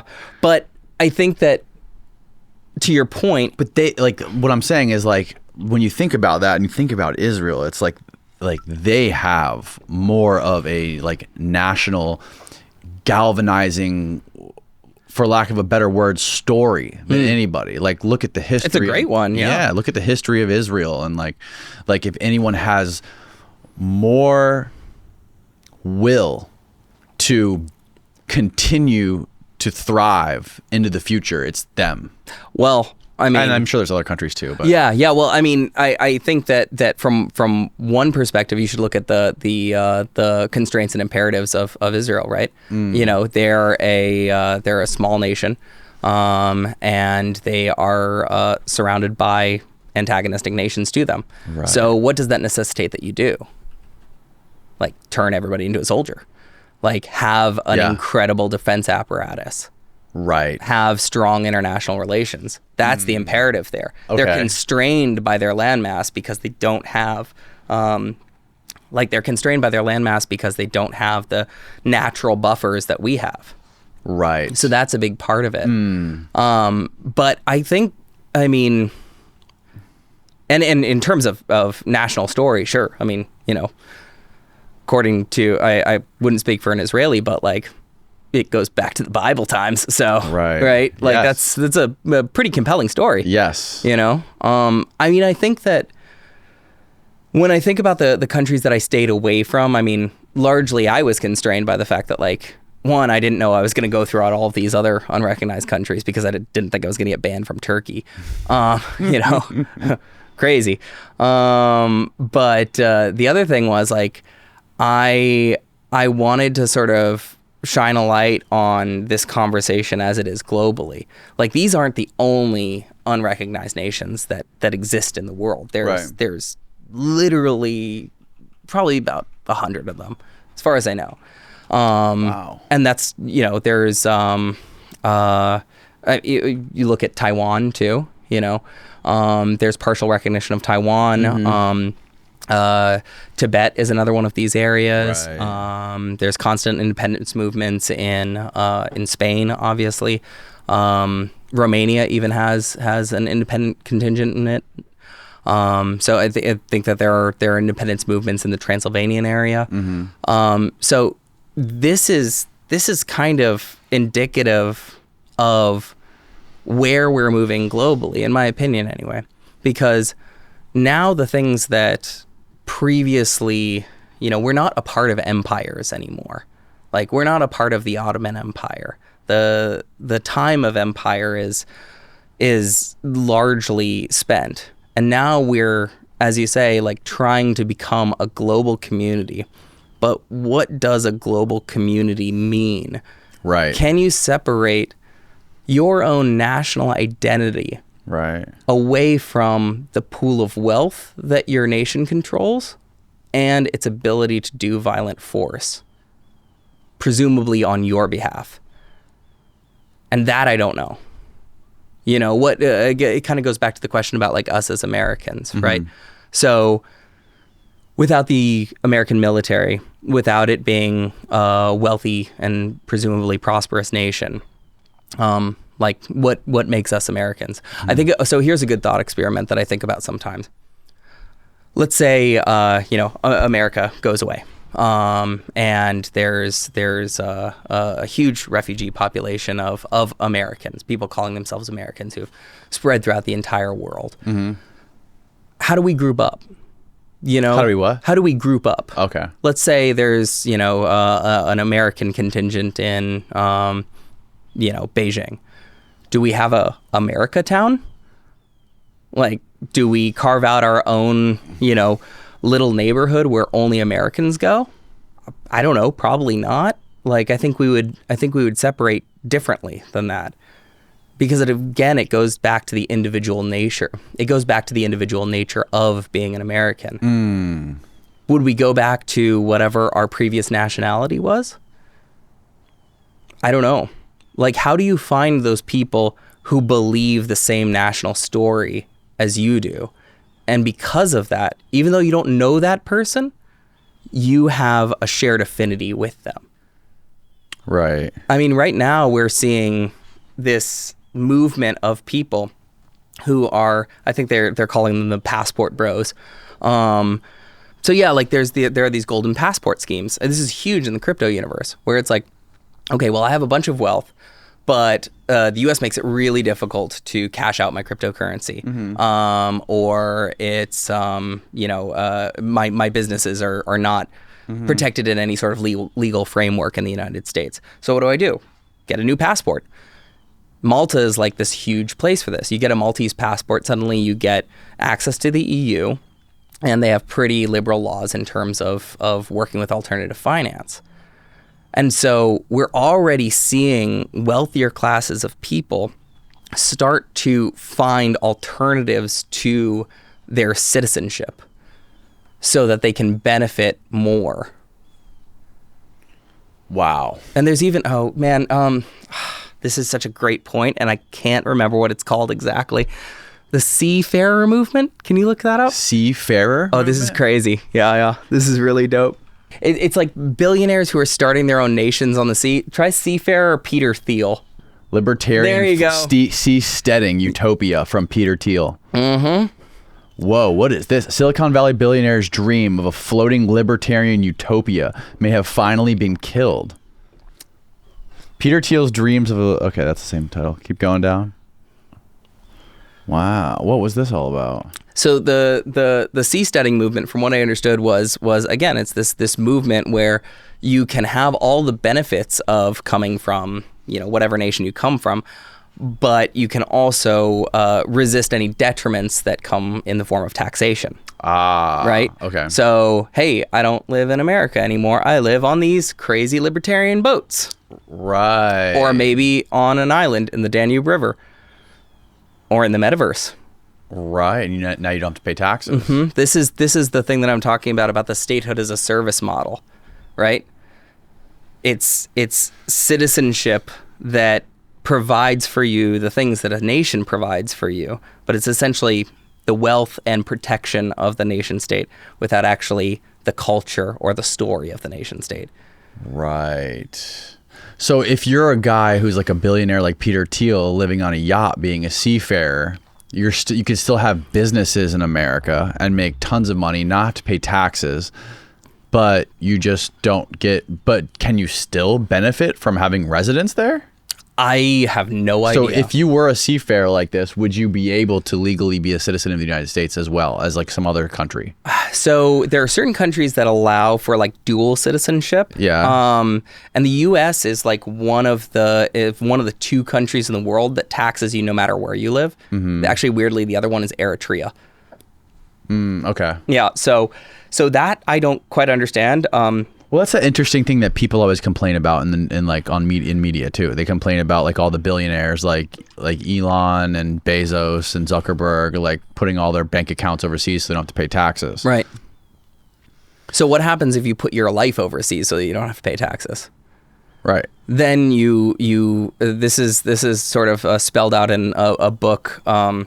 It's actually pretty haunting. I think it was written in 1997. It's called The Sovereign Individual. Mm-hmm. And so what it does is it predicts the rise of the failure of nation states to provide what citizens would need or want, and the rise of self-sovereign individuals who can provide their own goods, services, and protection. Right.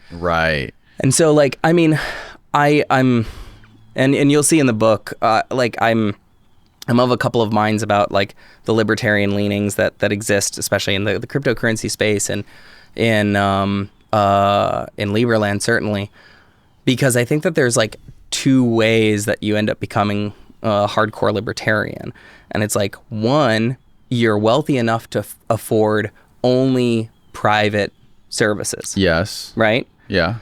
The other way is your state's collapsed and suddenly you're a libertarian overnight because the state isn't there to provide any services for you. Mm-hmm. So suddenly you just became a libertarian.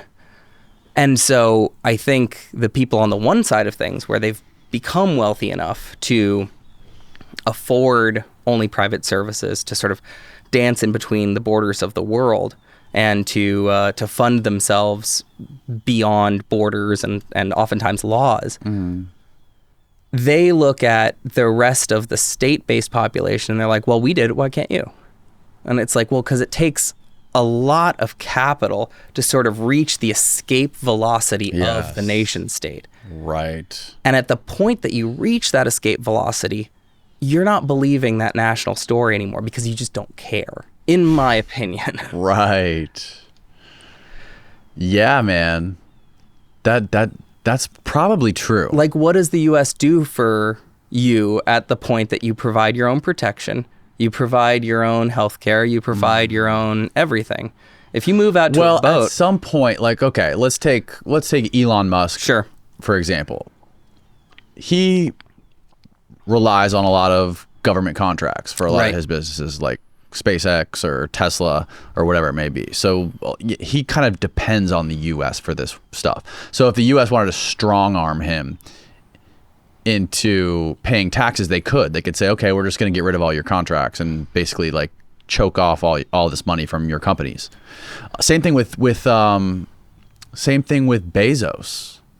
Right, because the U.S. could, if they wanted to, they could decide to restrict Amazon or like put their boot on the neck of Amazon and sort of like cut off, like that. That's what's happening with. That's what's similar to what's happening with in the FDA right now with supplement products. So there's in the FDA and with pharmaceutical companies, I don't know if you're familiar, but they have like I heard your bit on that. There's these patents, right? These patent laws where pharmaceutical companies can basically get patents on certain drugs and make a ton of fucking money on these drugs. But there's this weird blurry line between certain supplements and patentable drugs. And if one of these big pharmaceutical companies or which they work in cahoots with the FDA, like they literally, like somebody who works for the FDA could get hired to work at a pharmaceutical company. It's like a revolving door. So if the FDA decides that they want to help this pharmaceutical company by making this supplement a quote unquote drug under patent, the FDA can strong arm Amazon into taking all that shit off of Amazon. So the government can do things to manipulate these big companies that these like billionaires, oligarchs rely on. It's totally accurate, but when we say the government, you're talking about the American government. Yeah, exactly. And suddenly we're seeing the fact that America isn't the only game in town. You know, there's an enormous amount of wealth that's coming up in China, in Southeast Asia, in Africa especially. There's an enormous amount of wealth there. And when you have a business, let's say a digital business, where you know, you're trading bits and not atoms, then you'll put your business in whatever country is the most permissive and has the best deal for you. So yeah, certainly the U.S. could, stomp on Elon Musk's companies, but what would the U.S. miss out on? Right. What wouldn't they have access to? Right. You know, and a lot of the ethos has been privatize in the U.S., right? Privatize R&D and stimulate businesses that are doing things in our national interest. Right. So if you stomp on businesses that are within your national interest, then what happens to your country? You know, and this is the dangerous thing about money not caring about borders. And so what happens then when there's an enormous amount of fiscal flight to more permissive areas? Like, what happens to the people that are left within those borders? Are they just customers that are stuck believing a national story? Right. I mean, I don't know. I mean, the sovereign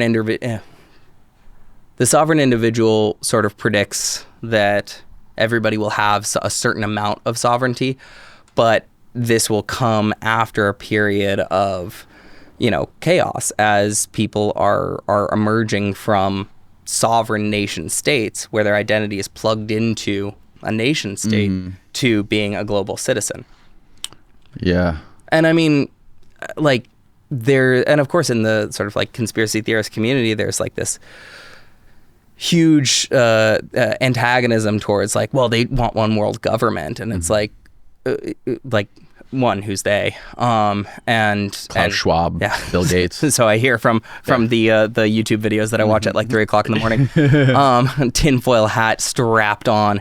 But yeah, it's like, what do we progress towards? Do we progress towards a globe that's just dominated by one power? Or is it a group of nation states that are subject to the most powerful nation state. I don't know. I think it ultimately depends on our reassessing of what national identity is. And can you separate that away from, again, military power and financial power? Like, does that happen? I don't know. I can't even fucking wrap my head around what that would look like. I can't either. There's some really cool sci-fi books about these things kind of happening. Really? Yeah. There's one, it's a fantastic book called Forever War. There's a Forever War book by Dexter Filkins. And that's about Iraq. But then Forever War is about, I think it's by Joe Haldeman. And it was written in the 1970s, I want to say. Incredible book. But it's about this soldier who's sort of shipped off to war, and he has to, on another planet, some galaxy far, far away. And he has to go through a wormhole every single time. So every single time he leaves and comes back, like, Earth is like a couple hundred years in the future. Right. It's super cool. He stays the same age? He stays the same age. And also, since his, like, military paycheck is, like, constantly getting dumped into his account, since he constantly gets paid from his, like, military paycheck, he's, like, wealthy beyond imagination. And he doesn't really know what to do with himself. And this was a book, from what I understand, it was a book about the sort of dislocation that soldiers returning from Vietnam felt as soon as they came back to the United States. And so in one of these versions of Earth that the soldier comes back to, the world has, or at least the United States, has sort of subdivided into these farming communes, which are, they're well fed, but they're also sort of workhorses. And then the sort of like decadent city centers, which are quite dangerous. And people are doing more like knowledge-based labor, but everybody's sort of scrapping to find work. And so you have like this massive polarization in the community of the United States. And so if we have, and sometimes they even, this isn't the exact same topic, but they call this the barbell economy. And this is something that we'll see, that people predict we'll see with AI, which is like, you'll have an economy that instead of going, like this, where you have like people earning more and more, and then in the center you have this sort of, like I said, a robust middle class, you'll only have people who are like the laborers on one side, and then the sort of like highly paid technocrats on the other side. And then everybody else will be sort of operating on like UBI, which I think is in the book. Yeah. Wow, man. Well, we just did like 4 hours. Did bro. we? Yeah. Shit. Oh, almost. Like 3 hours and 45 minutes. Look at that. So thanks. Happy. You just broke my brain. Sorry, Thanks dude. a lot. Happy Independence Day. Happy 4th of July. Yes. Happy 4th of July. Happy Independence Day. Perfect day to drop this. Everybody go out and buy You Are Not Here. Where Travels. can they buy it? Where are they finding this book? So this will just be on Amazon for right now. You can get it in paper, there. So you can get it in paperback, or you can get it in digital, and then other stores to come. I think it's right now just in wherever Amazon ships to in Europe and the United States. Perfect. More places to come. Where are you going next? So many places, man. So I'm going to New York. Yeah, I'm actually just going to friends' weddings. I'm not going anywhere interesting at all. Yeah, I'm gonna go back to Albania and like chill out for a while. It's been a lot of pushing on this book to make it happen. So yeah, I mean, there are some other thoughts of projects that I want to do with like weird travel stuff. I kind of want to do back to the Arctic.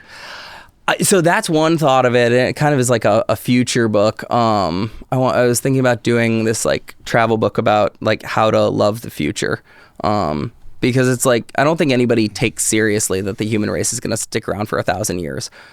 Right. Right. But like, don't we have to? We gotta get off the planet. Yeah, man. And so it's like I'm curious about like places and technology that actually sees that as a serious thing. And actually in the Arctic, in Svalbard, they kind of have a project where they're doing this kind of work where they have the Arctic Seed Vault, which is this crazy vault that's built under a mountain. And obviously Svalbard is as close to the North Pole as you can get, you know, where there's human habitation.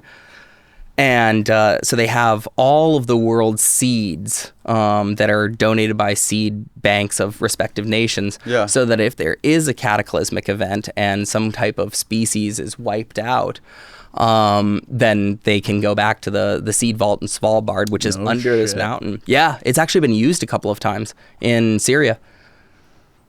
That's wild. And on top of that, they also have, I want to say it's like the Global Memory Project, which is a store of the world's data. And it's literally in a mine. Like I went to, and nobody's allowed in it. Like even the King of Norway is not allowed in. And it's sort of operated as like a global service to the world on behalf of Norway. And so the memory project is like, okay, so we have this. If you look up the seed vault, it actually looks like a level from 007. Yeah. So that's the seed vault. I've seen this. Yeah, it's cool, huh? That looks like something from Star Wars. Super. Man. Yeah, it's not as big and impressive as you think. No. Which is unfortunate. But Whoa. If you have to go into this mine to actually see the entrance of it, and it's like super highly guarded. What do they keep in there? People's fucking crypto wallets? I have no idea. They didn't just the seeds. They didn't let me in. No, they keep seeds in there, but then they also keep treasure troves of the world's data. Oh my god! But the thing that they told me about it, which is really interesting, is that they're like, we're kind of we have a problem. It's called the Global Memory Project. They're like, we have a problem because, like, again, if we take this whole, you know, the human race is going to be around for the next 1,000 years, even if there's some sort of cataclysm. We have the problem of the decay of the data. Like, what do we store it on? And, you know, I'm at the bottom of this mine with this, like, you know, really nice Norwegian tour guide. And she's like, you know, the future of this is really storing data on DNA because, like, it won't decay at the same rate. And I'm just like in the middle of a mine listening to this lady talk about storing, like, the world's information on DNA. So that's one thought. That is some spooky shit, man. Super. And then, yeah, I mean, I don't know. If somebody wants me to do a crazy travel thing, I'd love to do it. The other thought is to do a back in time travel bit and recreate what's called the hippie trail, which is an overland journey from Austria to Calcutta that hippies used to do back in the 60s. It was only around for like 10 years or so. But it's not around now because, like, you know, it goes through Afghanistan, it goes through Iran. And I had an idea of, like, doing it with no technology that existed past 1969. Oh, that's great. It'd be cool. Yeah, you'd have to film the whole thing. Exactly. The only technology you'd be allowed to have is cameras. No. Film it on film. On film? Yeah, okay. Dude. Yeah. Fuck yeah. Be really cool. That would be great. If anybody wants to pay me to do that, that'd be pretty cool, man. Well, we'll get you back in here to talk about it. Absolutely, to talk man. about that shit too. Dude, thanks so much for having me. Honestly, thanks again. Huge fan. All right. Good night, bitches.